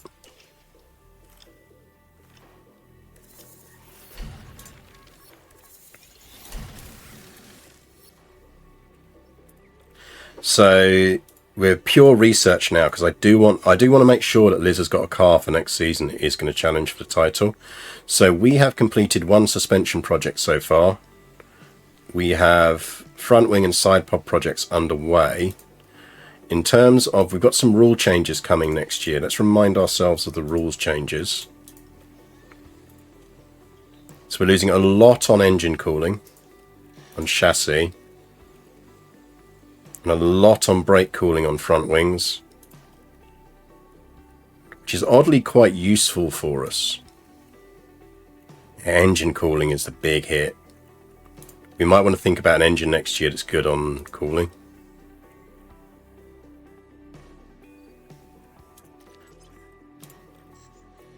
So I think let's kick off some research for next year. So this will only benefit us next year on chassis. Next ATR is in 11 days. So how many projects have we got left? Okay, none of these are going to finish within 11 days. But that one is. So we've got 2 that are going to finish. We could boost side pods research to finish. I don't think there's a benefit for doing so. So we can divide that by 2 effectively. So we give 1.3 there. And we give 16. And I think we probably do want to max out on engine cooling because we know there's such a hit to that coming next year. Hey, Lemon Ducky.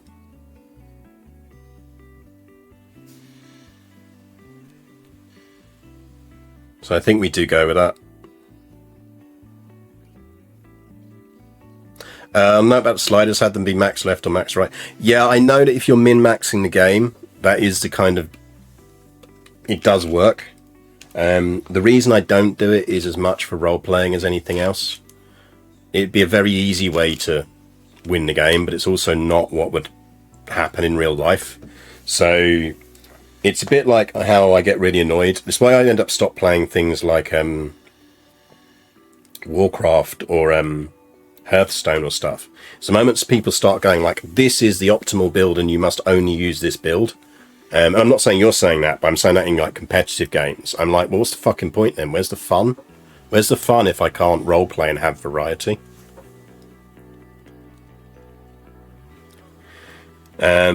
So we will go for minor improvements in those, and we'll max out on engine cooling.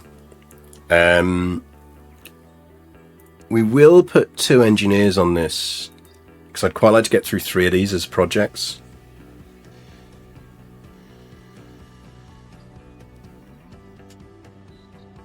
I'm Jim. Hello, welcome to the stream. So we're going to go 2 engineers on this.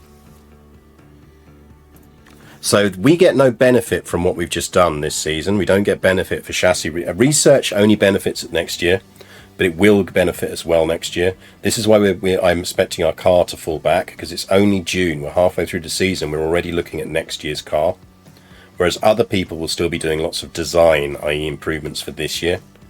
So we will start to fall back. But first, we do have the Belgian Grand Prix. We do have a new rear wing, which is nice. Our race simulator's refurbished, and our underfloor design is complete. So that is the last new part we are developing for this year. So we might as well churn out 4 of them off the bat. Hopefully we'll do this for the remainder of the season, but we'll see. Unless someone has some horrific crash. Yeah, next year's car is getting massive hits to cooling. If you want cornering improvements, go for airflow middle full. No, we're looking, as I say, we're getting big hits on cooling next year. So that is really what we're designing around. Also, it's always worth remembering which parts really benefit which different areas. But yeah, cooling is the big one we're worried about at the moment. You can start the next research project now. I'm going to start it now. So we will probably look at, let's have a look again at where the big hits are coming. So rules and regs, because we can get a considerable advantage. So side pods, Jesus, side pods engine cooling. Bit on airflow, but mostly side pods engine cooling. Are we running a side pod still? We've got one side pods research underway. What else have we got underway? Front wing. So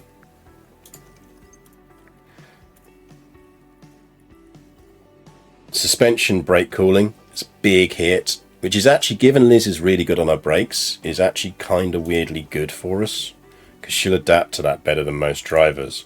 But I think if we can minimize that, we will. So we will go... Oh, we've already got... no, we've got suspension, isn't it? We want to push on suspension.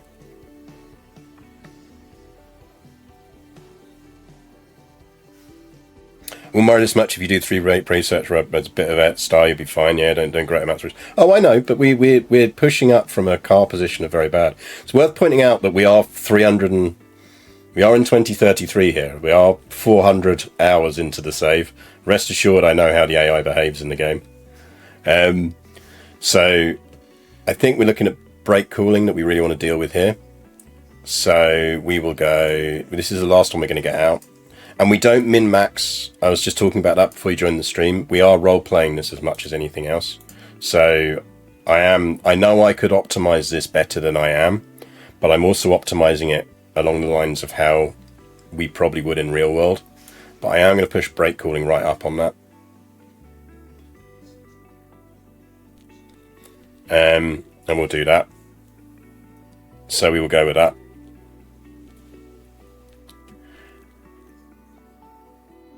Now we might want to push on airflow a bit here, actually, to be fair. We'll go with that and we'll drop these down a bit. So we won't go full minimum on them. But it will offset some of that hit as well then.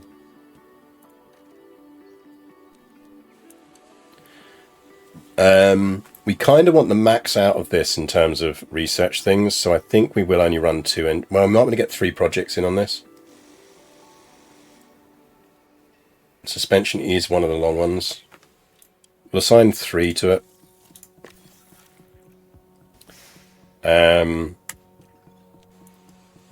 Might as well do that. We lose a day on it, but it's fine. So we are now on full research mode. Performance targets. So we're starting a new position streak. I'm still really annoyed we didn't qualify well. I'm going to leave qualifying at 12th.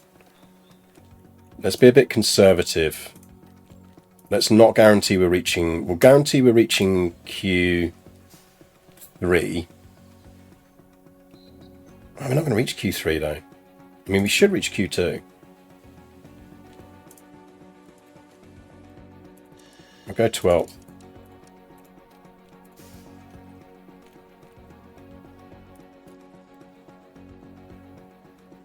Was brake and engine cooling important in 22 version?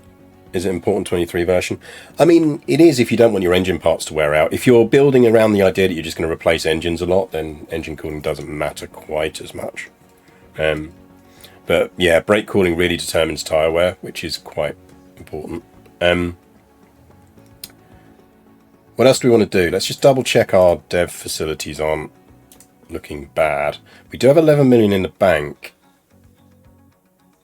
This might be the time to upgrade the team hub.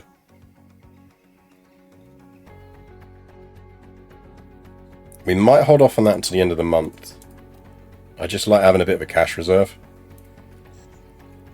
just in case anything major suddenly needs repairing. I really do kind of want to upgrade our factory before the end of the season, but I also want to make sure we finish with at least 24 million in the bank. So we'll see. Yes, and as Jim points out, cooling does really help reduce lockups. And lockups can be a pain in the arse. I think we're set for Belgium. Let's rotate that save.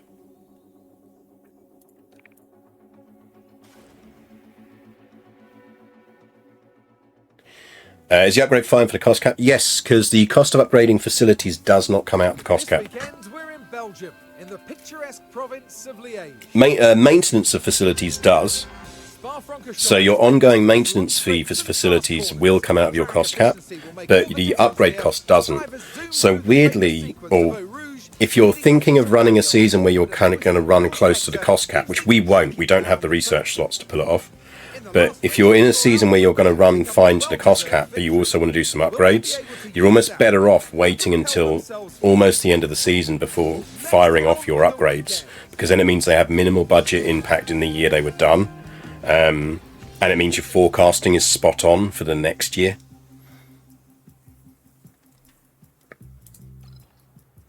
But it really depends on how close to the cost cap you're running. I mean, with the McLaren one, so that's also up on YouTube, is the full Sophia Florsch championship run with McLaren. For the McLaren run for that, there were a couple of seasons where I was microing the cost cap so that we were only finishing like 10 grand below the cost cap at the end of the season. Often just firing a bunch of engineers like 3 days before Christmas and then hiring them back in January. Kikuchi reminder, thank you chat. Let's get Kikuchi in. Let's head over to F1 Manager Setup. We are in the Lower Dutch Grand Prix, because Belgium doesn't exist. Belgium is a fictional country, as we all know. Let's clear that. We are probably looking at 3. We are looking at 9.5. We are looking at 4.6. We are looking at 3.4. And we are looking at 0.6. Let's set the other car so I can get chat back up on screen. 3, 9.5, 4.6, 340, and 6. And Jim, thank you for the follow. And Paul Walker, thank you so much for the subscription. That's very good of you. Yeah, F1 setup, because I cannot be asked with the real micro of that minigame after this many hours. We'll still take a couple of bits to get right, but that's fine. We still got Kikuchi in. The game hasn't transferred her out. We're running hards. Save. Nobody crash, please.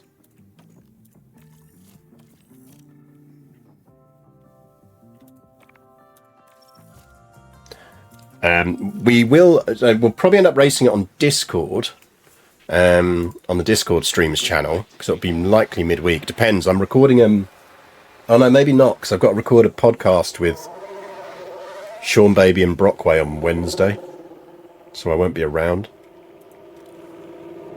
I'm doing another episode of Dog Zone 9000 with them.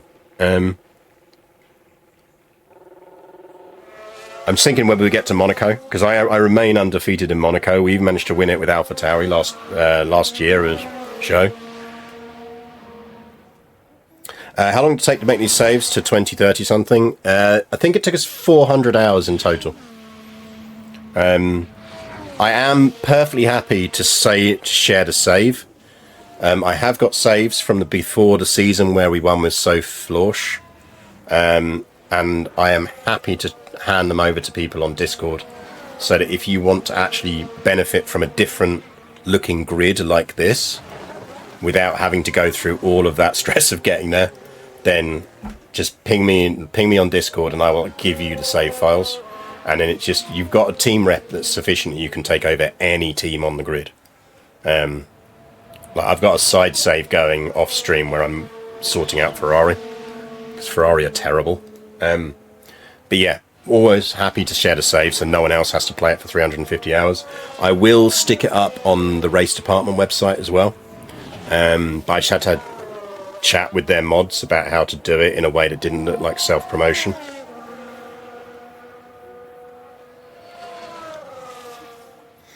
Can't commit to a save. I have like 30 something saves. It's really bad. Yeah, I mean, like, I find that's why setting a long-term goal is fun. Because to be honest, you can generally win a championship in 3 seasons tops if you know what you're doing with any team. So it really is about going like, actually, let's set a challenge. Like we had the Sophia Florsch World Championship thing that we wanted to do. So we had to get McLaren good, then develop her and all of that. And then we switched to this for the all-female run. Right, what we haven't done here, I'm quickly going to do this. Let's flip the tactics onto what we want the tactics onto, because you should always set these in practice. And, right, chat, you are in charge. I'm going to go get myself a glass of wine. So, you are in charge of giving instructions to the drivers if they need instructions. So, be in charge, please. If anyone crashes, I'm blaming you, chap. Back in 2 minutes.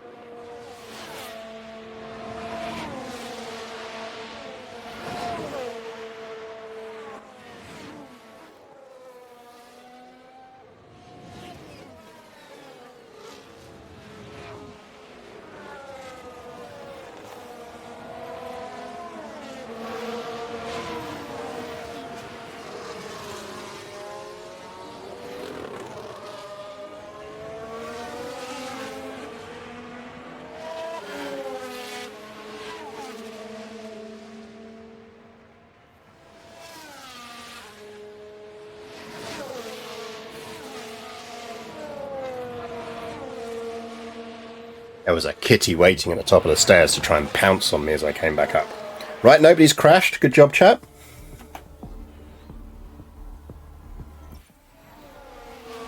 Chat. What did you do, chat? Oh shit, we didn't change parts out. That's really annoying. Everything's all right here. That's it. That's what I forgot to do. In the end, just a helpless passenger.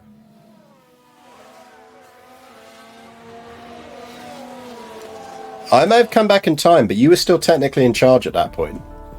You set the instructions for that lap, chat. I didn't. We're actually going to have to under practice here because we are running on race parts. I'm so obsessed with making sure we got Kikuchi in the car that I forgot to change out the race parts, didn't I? You subcontracted it. Well, don't subcontract it.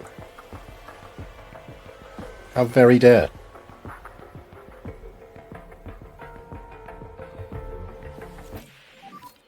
How was the balance? Okay, we got a great. Let's see what that works out as. 83. I wouldn't really say that's that great. We can definitely improve on that. So we are putting in feedback of good, great, optimal, great, good. That suggests a 3.5, a 3.7, 3.5, and 8.5. Can't believe we're doing this on race parts. Run to the end. Very annoying.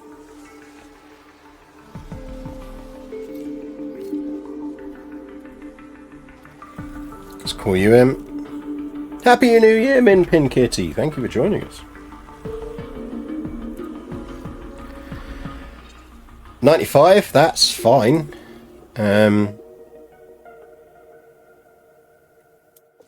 Just go out and drive the rest.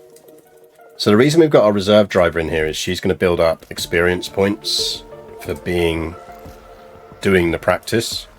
And she's on a high potential as well. So I've got good hopes for her as a support driver for Richter.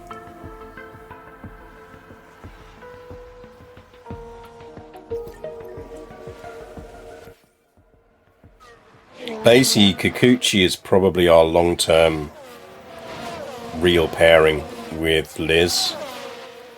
Ella is really just a holding driver. She is good enough, but she's older and not going to dev at a sufficient rate. Whereas I reckon Kikuchi could be maybe not as good as Liz, but I think she'll get high 80s, maybe even low 90s. I think Liz can go up, can be a Norris or a max level driver. I think she's got the potential in her to be a 95, 96 out of 100 driver, which will be pretty incredible. It's fine, Liz, just get around the track.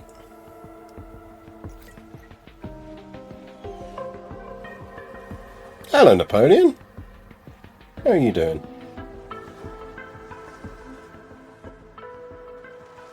You okay? What's up? What's up, Kitty?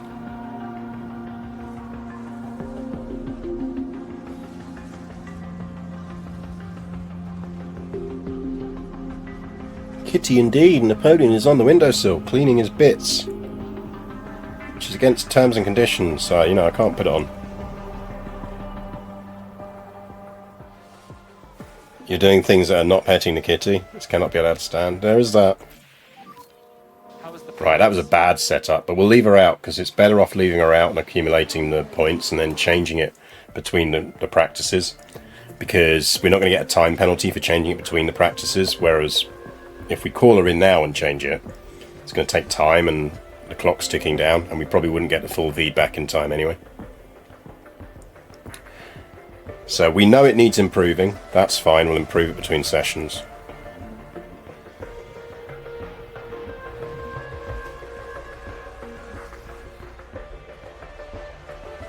We can at least get them off race parts between sessions as well. To be fair, I think Liz's ERS is now into not race parts territory. Anyway. It's mostly just would have been running on the engine, which is annoying.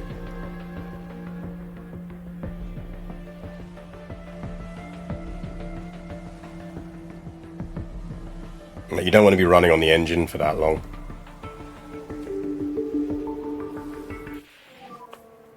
looks like.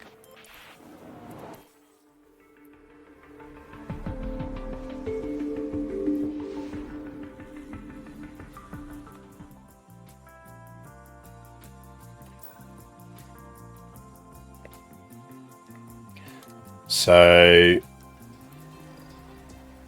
Ella comes back in. Let's get you back onto race parts. Onto practice parts. Because it doesn't matter so much if we will use worn parts in practice, because they slow the car down, but practice doesn't matter if we're a bit slow in practice, you know. Right, she's on a good setup, so you can just run forever. Basically run race distance, or rather as long as the tyres will last.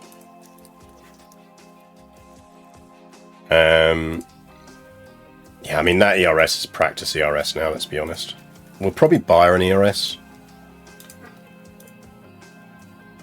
It's more engines that annoy me. Go on to practice.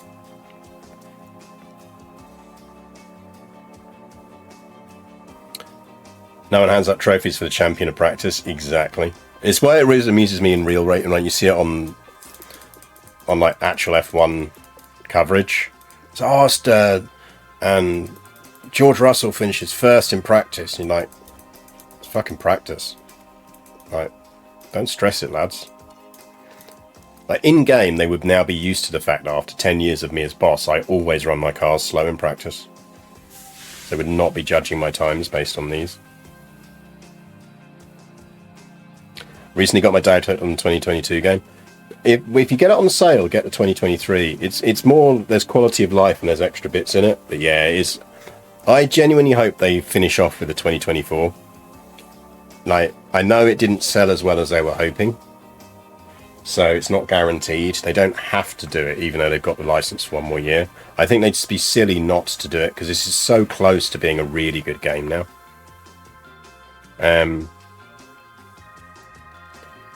Right.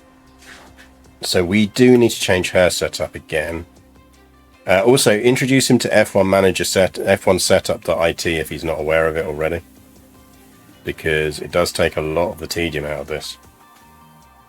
But 2 goods, a great, a good, and a good.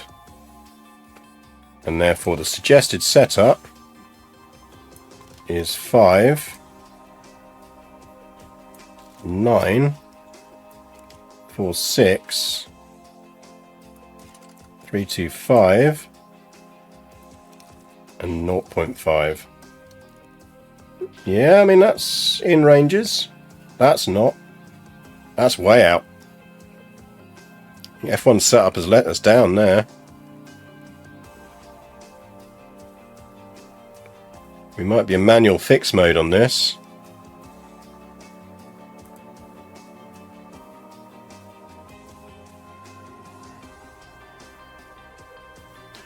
Sounds like they're intending to do F1 Manager 2024, but they're not having the best business year.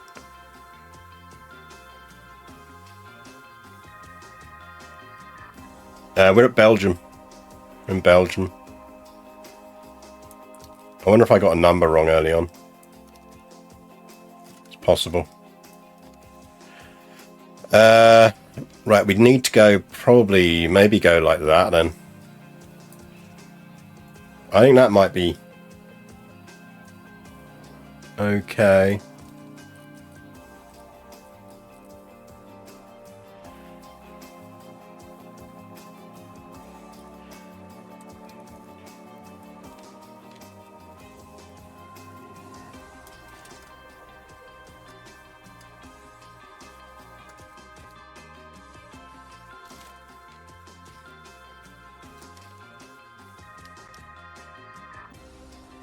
Go there.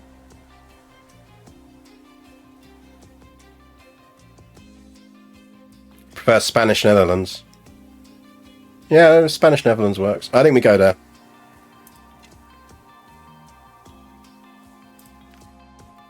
You got your run plan, 47 laps. We can always call her in early.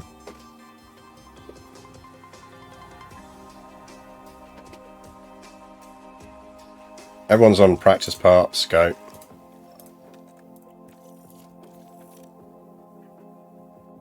think this game is hideously underpromoted. I think it is. I think part of the problem is, well, you know what the big difference is? So, I love this game. Shen loves this game. Cringer loves this game. We have all played this game on stream. The problem is there's no custom team mode, and there's no mode that allows you to race F2 and F3 and promote a team through. What that means is if you are a game streamer, this game has very few legs in unless you're doing a challenge like I am, where you can go, I'm going to take this female driver and run them all the way through. Once you're 4 seasons into a season and you've won it with McLaren or won it with Aston Martin or whatever else, then you're done. What else are you going to do? You win it with a different team? Like, that's the only thing you can do. So you're going to stop streaming it. And that also means it has limited replayability for certain people. The moment you add custom teams to this, or you've quadrupled the amount of time streamers can play it. I've said on stream before, the moment we get custom teams on this, we are going straight in to do Leighton House. We're doing Onyx. We're doing a proper Brawn rebuild. We can do so many different things with it the moment you add a custom team mode. Even more things if you do what Motorsport Manager did and say you can play in F3 and get a team promoted if you turn on that option all the way from F3 through to F1. And suddenly you're going, right, we're taking Jaguar back up to Formula 1. Yeah, bring back Arrows, bring back Jordan, all of those things. The game gets infinite replayability the moment you add that. And what they need to not worry about is all the arseholes on Steam who kind of sit there and review it and go, oh, the graphics, like, they're not as good as F1 20. Just like, it's a frickin' management sim. This looks 1,000 times better than most management sims. Like, Football Manager doesn't look like this. It doesn't need to look like this. What matters is the gameplay. Yeah, for a management sim, the graphics are incredible.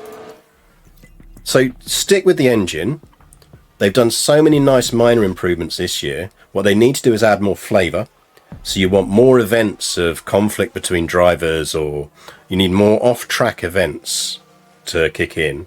But you need custom team mode as a minimum. And as an ideal, you need to add the ability to play F1, F2 and F3 and do promotions. And how is the grip and balance? We need actual sponsors, attract and lose. Yes, you need variance between the seasons on sponsorships. You also need, there we go, we got a great back. I'm happy with that, we'll run with that. You also need the ability, like we've been modding this in, so for people who've joined late to this, they don't know that if you join my Discord, what Rope Trick does is we've got a formula using the database editor for changing track order each year and for changing engine values each year. So we simulate engine development. So the idea is that between seasons, different engine manufacturers are going to be pushing on different areas of development where they're weak, which is going to cost them in areas where they're good.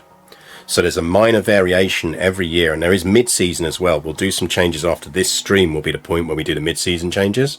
But that means at the end of each season, engine choice becomes a genuine choice. It's a thing you actually have to sit there and go, all right, well, what do I want out of an engine? Or that the Renault's looking much more efficient this year than it was last year, but it has lost a bit of speed. You know, it's got all of that. Also get Sophia Flörsch in a voice studio. Yes. Like, essentially they just need... Those are the only things that stop this from being a game that others will stream for as long as I've been streaming it. Because we've been out creating our own challenges, because that's what I do. It's what I do in CK3. It's what I do in this. It's what I do in any game I play. But most people aren't going to do that, understandably. There's also the fact that even if you look at their own data that they've shared on Twitter and elsewhere, the most hired driver in the game from non-starting drivers is Sophia Flörsch. You had literally one female driver in the game, a real one, and you didn't set any kind of achievements around getting her a championship, you didn't give her a genuine face skin, you didn't even just get her into a studio to record some audio, those are the challenges people want. They don't want to sit there and go, here's the grid from this season's whatever race, now try and beat whatever X1 did. This isn't F1. It's not the F1 driver game. That's what you do in the driver game. In a management sim, you want management challenges. Management challenges are generally, how do I take a thing that is rubbish and make it good? The achievements are incredible. Yeah, I mean, I've got all the achievements just on this basic playthrough, with the exception of the one where you need to do one of their challenges, and I've never bothered to do any of their challenges, so I don't have it. But yeah, so it is transitional. This is why I do hope and do have a lot of faith that 2024 is better. But if they want to do it beyond 24, the way you make this series explode in the core niche audience it's targeting is to do what Motorsport Manager did, and you need custom teams. But I suppose it depends on whether their license prohibits that, but I can't imagine it does.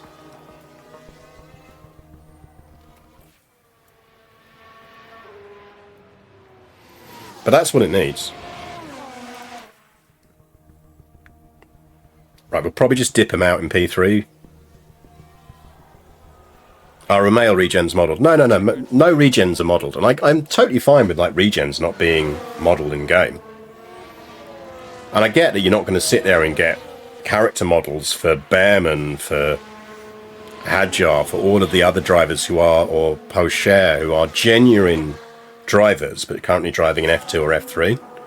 But at the very least for next year, they need to be modelling all the female. They need to make sure all the female drivers are in from the new F1 stuff that are coming through. And they need to model them.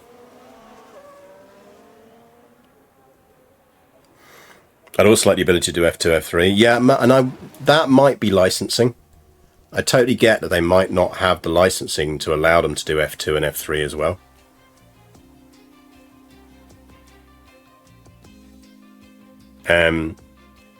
But, you know, we'll see. As far as I can tell, none of the people who haven't done real F1 race, real comms have any voice beyond like one grunt. You know, they don't. They don't. And it wouldn't surprise me if they've actually grabbed it from real F1 comms. But honestly, like, how much is it going to cost you to stick Soph in a studio for? We might get some audio from her. Good mate of mine's editor of Motorsport magazine. He's going to see what he can get for us. He's going to see if he can get Thingy, the commentator, to do some stuff for us.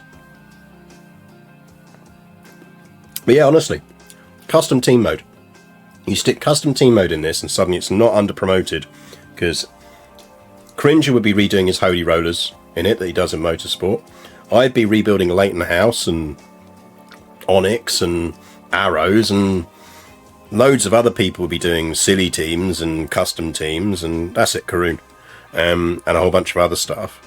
Like, you'd have then streamers continually playing it, which is how games keep in the attention of people and go, oh, actually, I'll give that a watch. Yeah, I want to buy that.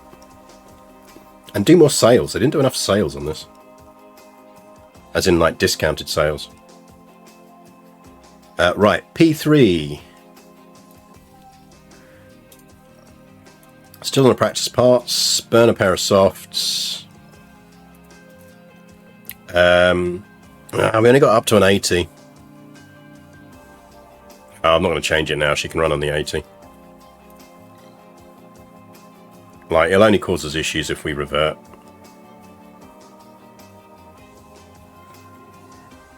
Yeah, we'll go with that. It's fine.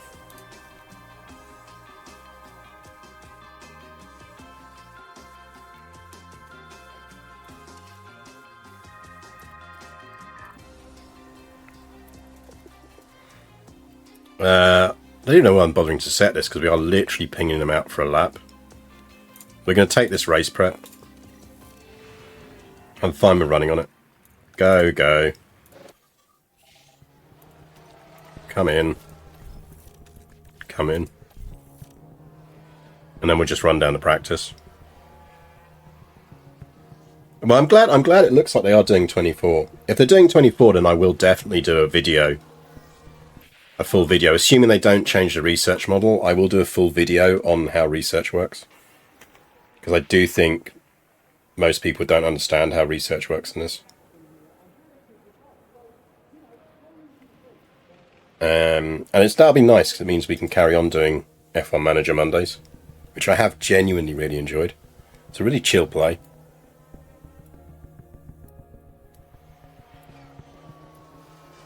This is actually where I think the graphics are a net negative, because the graphical requirements are so high that you either need a gaming computer already, and you need a fast enough connection to do GeForce Now.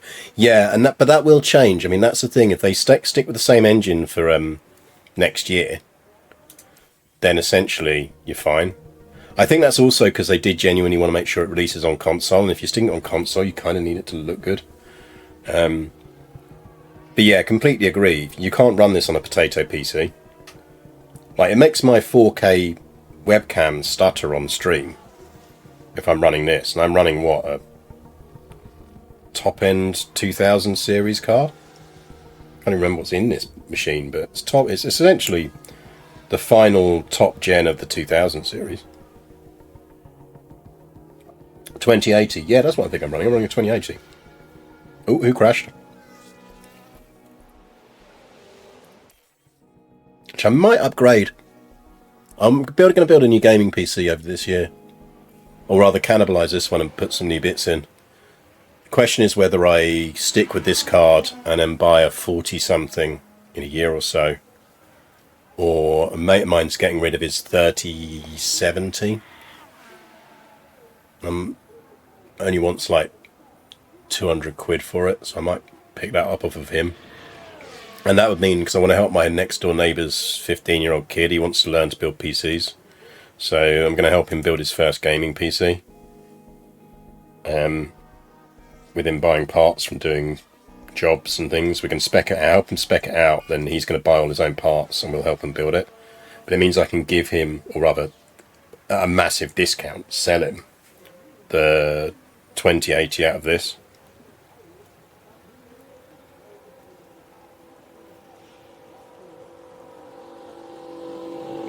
Recently upgraded to a 4070 Ti and I don't regret it. My wallet does. Yeah, I mean, you're looking at what, 900 quid if you're in the UK for that.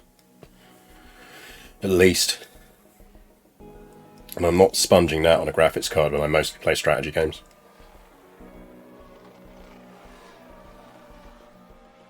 So yeah, I think I might, like, if I pick up the 30, I'm trying to remember what he's running in it. Oh, it was Doohan that crashed. What's he running in his machine that I can get off of him? It's basically because he wants to upgrade his anyway.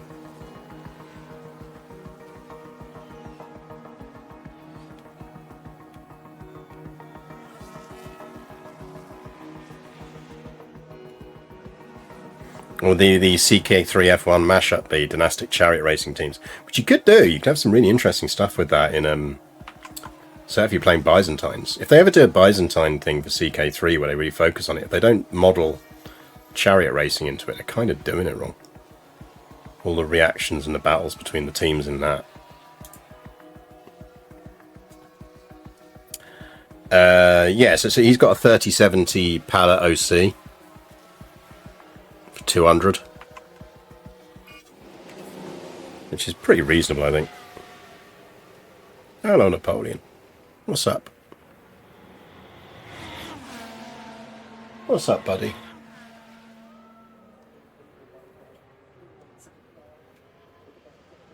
You all right?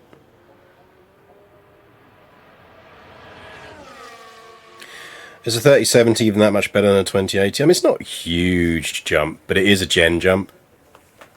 So it'd mostly beat it if I did it. I'd then be leaving it in the machine for like 2 years.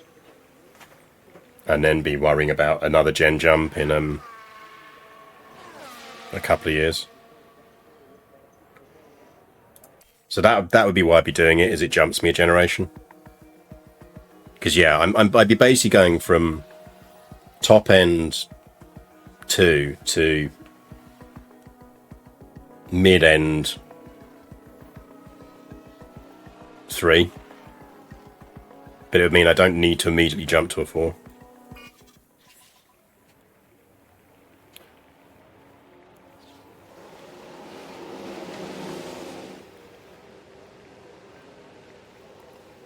2080 still has decent resale value while it's still only 2 gens behind. Yeah, I mean, that's the thing. It also means I can essentially sell in inverted commas that to my neighbour's kid for like 100 quid, probably 120 quid. I don't even know what their value is these days, but I wouldn't imagine it's more than that.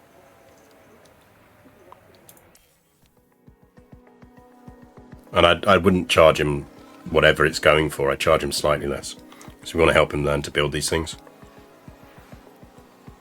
Basically, we're reasonably confident that for 600 quid out of parts I've got and parts he can buy, we can build him a reasonably equivalent to this machine I've got gaming rig for his first gaming rig. There's another rebuilding season. This is a transitional season. I mean, technically speaking, Liz is winning the championship at the moment, but that won't last. A new fresh 280 is about 400 to 600 euros. Yeah, but what's that in real money? You gotta remember that hashtag Brexit and everything else means everything's more expensive in the UK.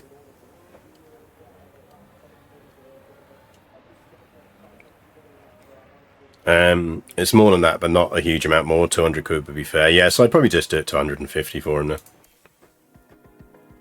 You want it to be a thing that where he feels the cost impact of it, but not one where he's having to scrimp and save for it.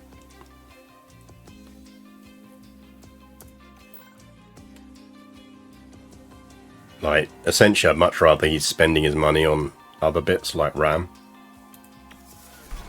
Because he's probably going to want to put, then he can save up for a insane, he'll do what all teenagers do when they start building PCs, including myself when I started.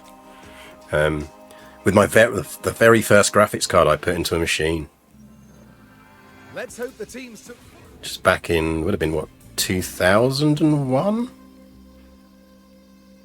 So I could play Blade Runner. I think that had 2 megs of graphics RAM in it. Beast of a card.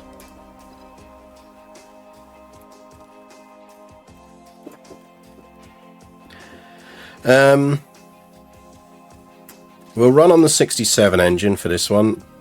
We'll have a performance drop off, but it's fine.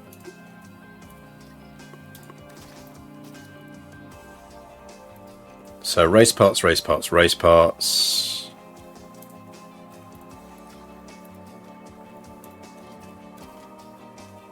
I mean, we could theoretically get another race out of that. She's going to get issues. I think we're going to buy her a new ERS anyway. So she can move to a new ERS. That's all good.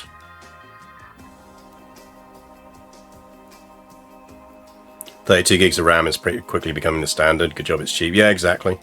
I'd rather he puts 32 gigs of decent RAM in his machine, or we spec around that, than specking around him having to drop money on a brand new graphics card. It's the problem with buying second-hand graphics cards is you don't know whether they've just been rinsed for crypto.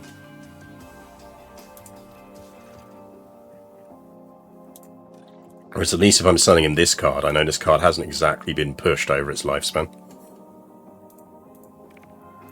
Like, it's had to deal with some Cyberpunk, this game, and a few other bits that hit graphics hard. Okay, green light. But in general circumstances, it's not been mining Bitcoin. I might have sent them out too close, though. That's my fuck up.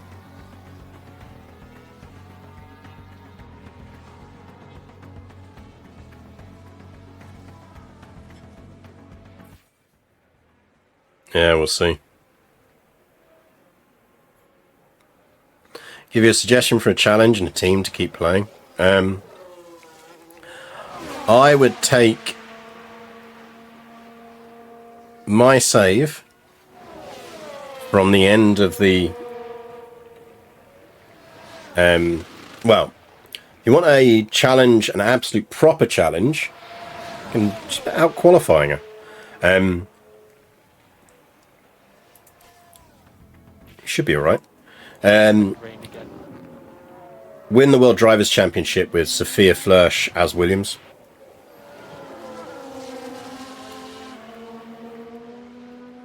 There you go. That, but it'll take you a while.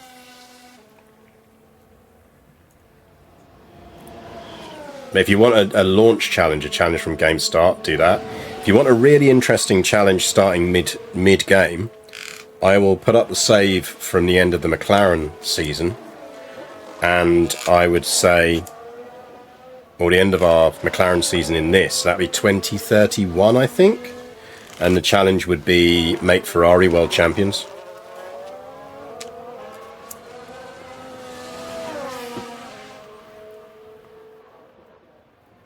Like, because Ferrari are like the worst team on the grid in that save. But they still have unreasonable expectations of finishing in the top 4.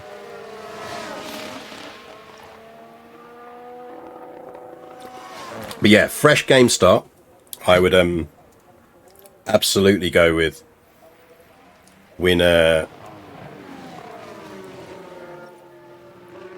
drivers' championship and a constructors' championship with Sophia Flörsch as Williams. Ping on Discord. Yeah, just join the Discord. What I'll do is I'll stick it up. There's a channel on there called F1 Campaign, and I will stick in there to save. Right, I think we are going to qualify. We did send them out too close together, and that hasn't helped her.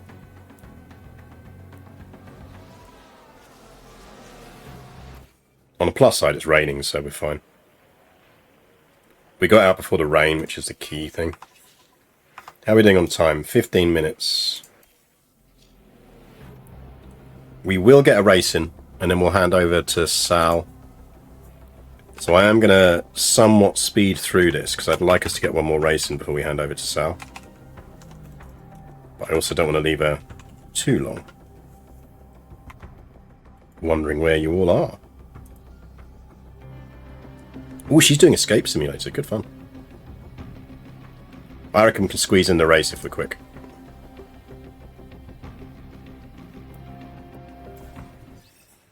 Oh, it's Mare streaming rather than Sal right now. Ah, okay, cool. I haven't got the audio on, so for obvious reasons.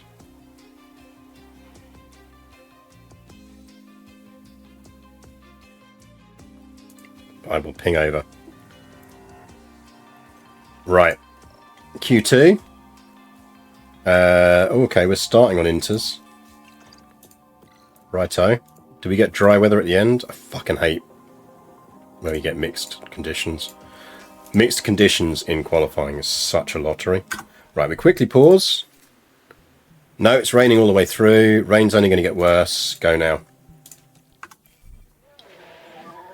That should be the green light. Those conditions I don't mind. Everyone is going to come out. He says as not everyone comes out. Don't you dare, oh you little shits.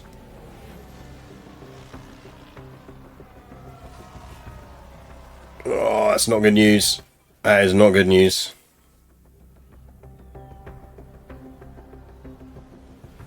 On the plus side, the track is getting wetter, so we might get away with that. We might get away with that.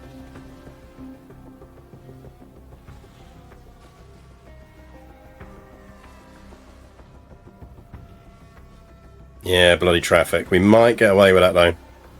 Yeah, we'll get away with that, because the track's too wet now. No one's going to set a faster time. I feel bad for Elle. But that's fine.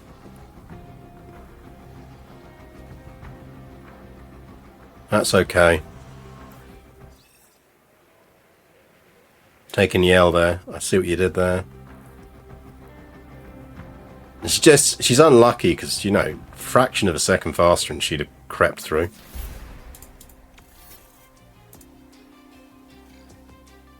So heavy rain now, moderate rain in the race. Interesting. Right, we're starting on Inters again, apparently.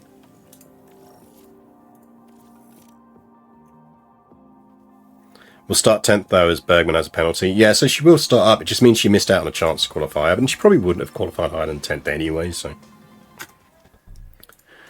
Weather, rain all the way through. Bit better, bit worse. Go now. Okay, should be green. Oh, good. Everyone came out. We'll get a clean run.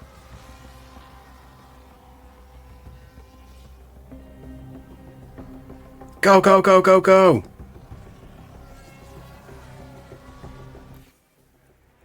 Right, no one's getting a better time than that.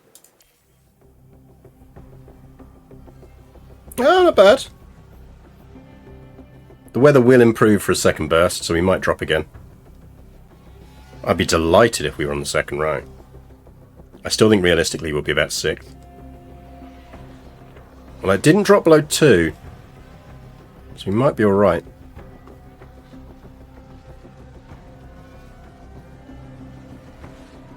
Yeah. Second row, baby.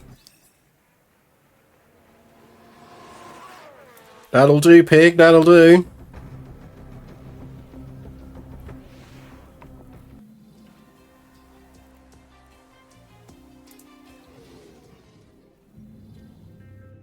It's race day. Right. The teams and drivers- Spanish Netherlands it is. Strategy. Got rain in the middle there, so that's just going to screw everyone's life. Okay, so we're going to be on inters for almost all of the race apart from the first. And remembering our weather centre's shite. Let's say the first 13 laps. So realistically, we are looking at softs into inters. Possibly even a one-stop.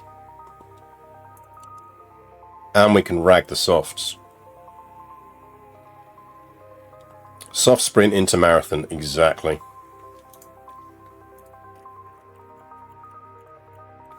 So softs. Yeah, easy we can rag those softs. Inters. About there, I suspect. We will underfuel by 2. They have fixed underfueling, as in, like, it's not the OP strategy it was, and I really like that. Because obviously you can't rag the tyres as easily now.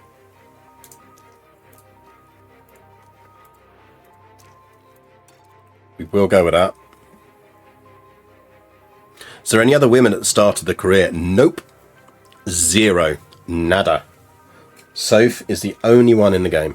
Oh no, there might be... Oh, actually no, I might be lying. She's the only real driver in the game. There might be a couple of regens. If you do, it'll be random.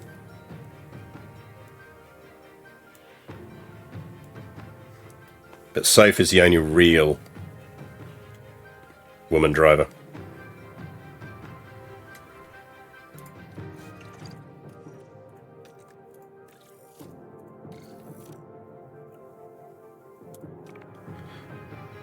Going with that? I think we're going with that, aren't we, chat? Let's go. We've got 44 laps ahead of us. Get ready. It's the Belgian Grand Prix. Welcome to the Spanish Netherlands, everyone. And it's lights out. Newland's And away tyres we aren't go. set. Oh shit! How did that happen? What? This is why we save between everything.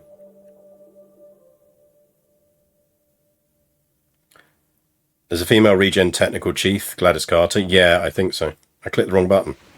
Lies. Lies. How dare you suggest I clicked the wrong button? That would never happen.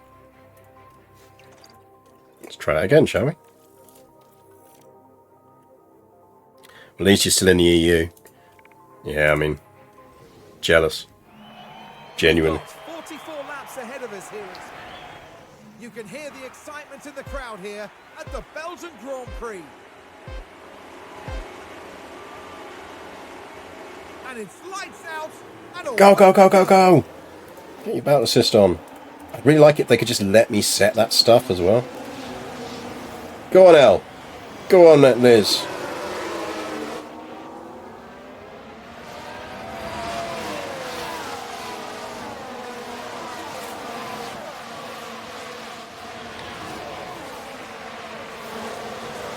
Proper sprint this.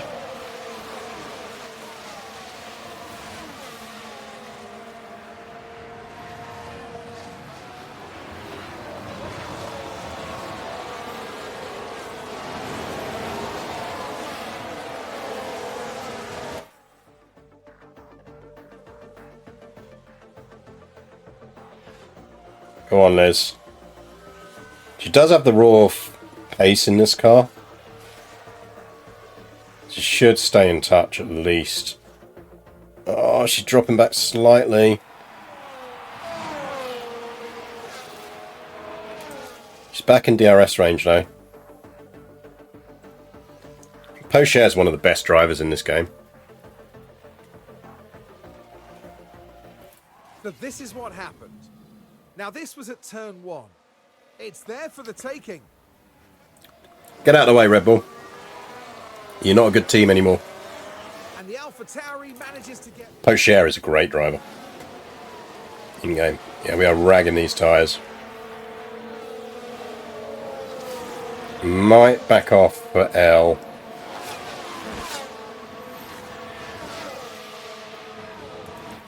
We'll let her rag him a bit more. She's not as smooth on the tyres as Sophie's, as Liz is. Go on, Liz, take Norris.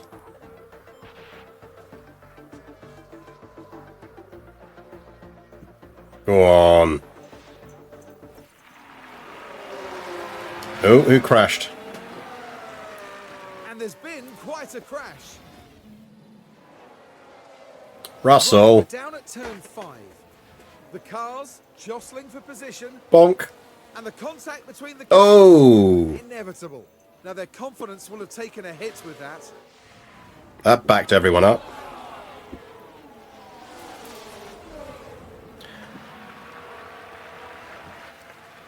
There's a yellow flag now. And again, what happened there? No! Albon is part of this. Albon, you little You can shit. see how tight it is. The cars coming together right there. An unfortunate moment, yes, but God as damn it, every driver Albon. will know, this is... Okay, she didn't take any damage. We're okay. Oh, no, she did. Because it was L, wasn't it? Oh, minor. She's got minor front wing. Oh, we're going to keep her out. There's no point pitting her now.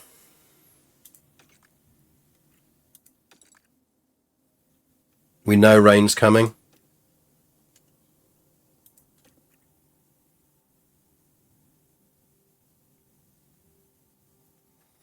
Diana Romano is who we've got coming in next year. She's a 91, I think, now. She's coming in as our... and we have already got Gladys.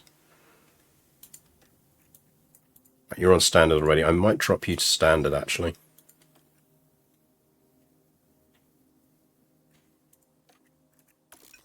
I'm going to run her on the wing until she can pit for inters.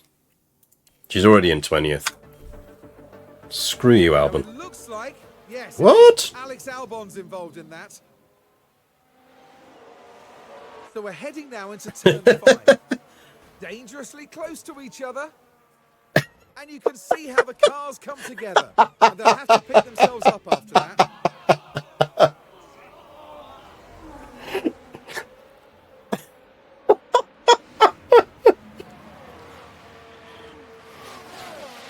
Tiniest bonk.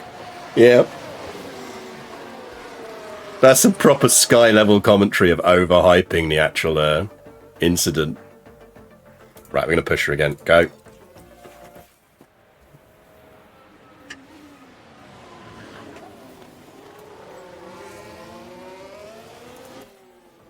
How has she got a penalty for that? Oh, come on. Let's take a look at the replay. Now here, we're taking turn 6. How did she get the penalty for that? Go. And the AlphaTauri manages to get by.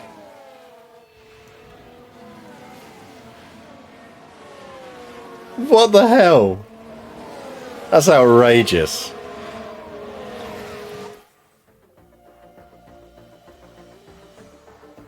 I'm writing to my MP about that. That's outrageous. Right, rain. Here we go, rain. Right.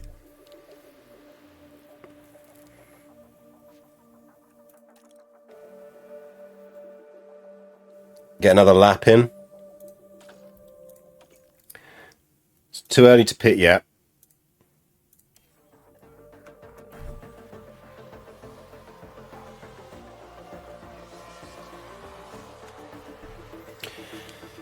0.61.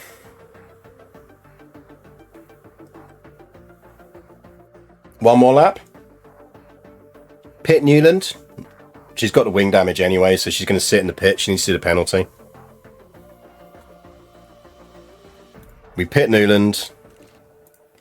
We're leaving Richter out for another lap.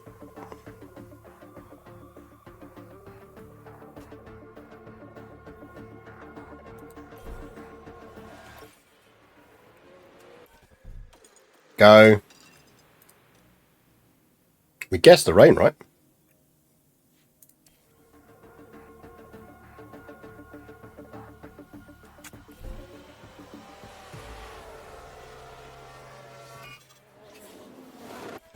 Now pit.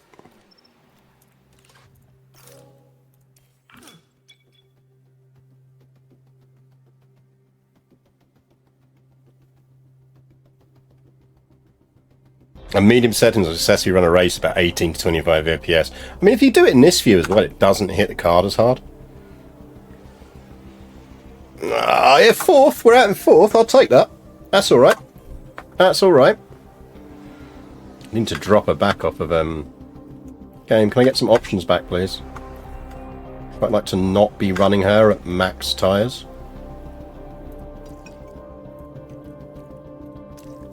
Now, she won't do well here because her weakness is adaptability.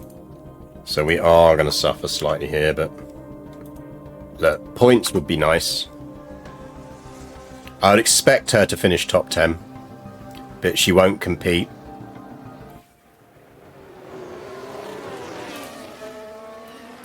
I'd just like her to not crash.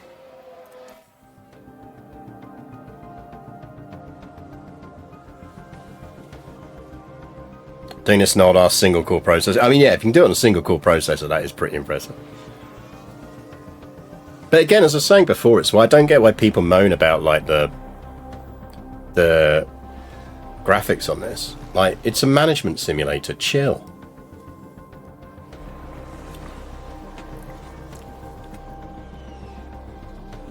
I'm impressed she's holding fourth. Given her adaptability is really bad, it is her weakest stat. Helga's just not enjoying this race, is he?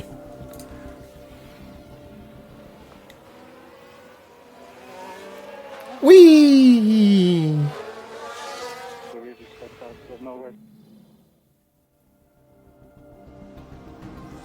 We could probably get away with pushing her a bit.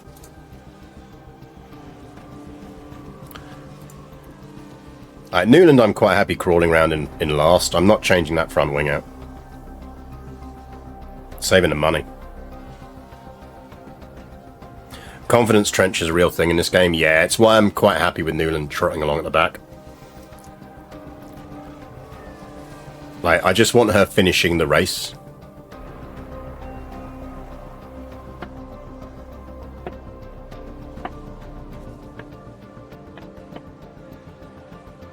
We might scrape a podium. Poucher's good though. Yeah, I'm not convinced. Can get a top 20. That was the fun one last season. For those who didn't see it, so when we joined Alpha Tauri stroke Brawn, we had Joe as a driver, and he was very good actually. He's pretty damn good. Screw you, Alban. Let's have a look at that. Right, we're down at turn 5. We're going to get Ella a penalty for this time. Just locks. Just unable to control the car by that point. But yeah, Joe had a penalty, a bonus for if he finished 20th or higher. Which is like, okay. Oh, O'Sullivan spin. Right, let's have a look here as we go into... Well done, Zach. Whee! Oh, and around they spin. And a one...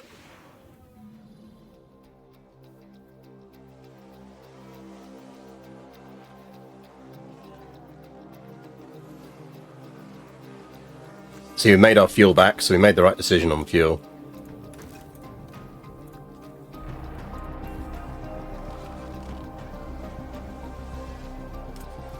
Yeah, I don't think we're going to get higher than 4th here, so I think we back her off. Let's not risk the 4th place. Because that's a decent finish for us. And here we've got a yellow flag. Let's take a closer look. Now this happens down at turn 8. Albon not exactly having the best race, is he, here? Not much they can do about that now.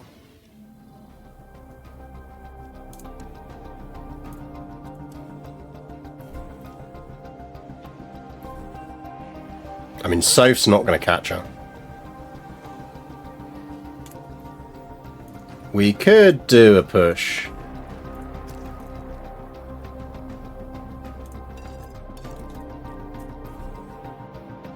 Let's do a final push, you never know. There's a yellow flag now. Sargent's out. Now we should be able to take a look here. Now this is Logan Sargent.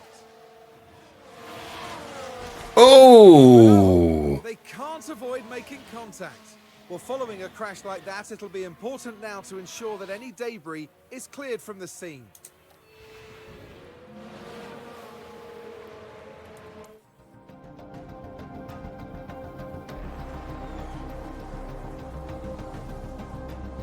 She's gaining. Moving out of DRS. Problem is they're fighting. She gets in the way of her fighting them. So that's why she's backing off. Is she's getting caught behind them as they're fighting. So I don't think she's going to get this, but... She just... Well, you might now, because there's a gap. Go. YOLO.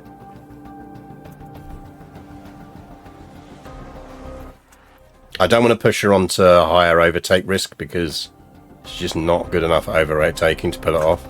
She's either going to do this on pace or she's not.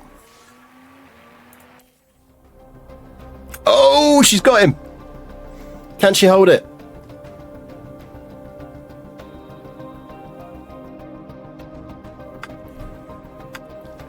Here's the replay. Now the Alpha Tauri involved here. The opportunity's there. Oh, she is a good driver, chat. And the Alpha Tauri manages to get by. We have got a talent here.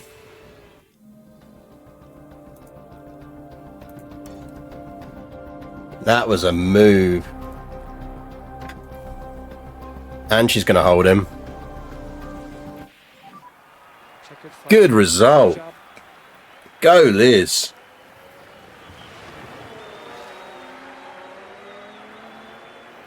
So the save I'll stick up has Liz in it as well. So if you want to take her to a different team, you can. Because it's pre-me signing her. I'll need to just go and work out what save it is. I will, if you, !Discord, if you join the Discord tonight, I will make sure that save gets up there. If not tonight, first thing tomorrow morning. Gapped him at the line, yeah. Right, let's have a quick look at how that finishes out, and then I will raid Sal, because we're a bit overdue. But I wanted to get that race out. That was a brilliant Well done, Liz. from the Alpha Tauri driver. This Good moment is race. something the whole team can be proud GG. of. Excellent strategy. Don't take your helmet off. Perfectly executed. It's not allowed. It's hugs all round for the team. In fact, they all... So, where does that leave us in the championship? Good. Well, I say good. She's now joint top with Lando. As I say, she will drop down. Excellent. We're no longer... Red Bull, can you just do a bit better, please? Really don't want to finish second in that. But it is what it is. Yes, I will ping up the save for the engine tweaks as well. So that leaves us... Made a bit of money off of that, so we can do some upgrades.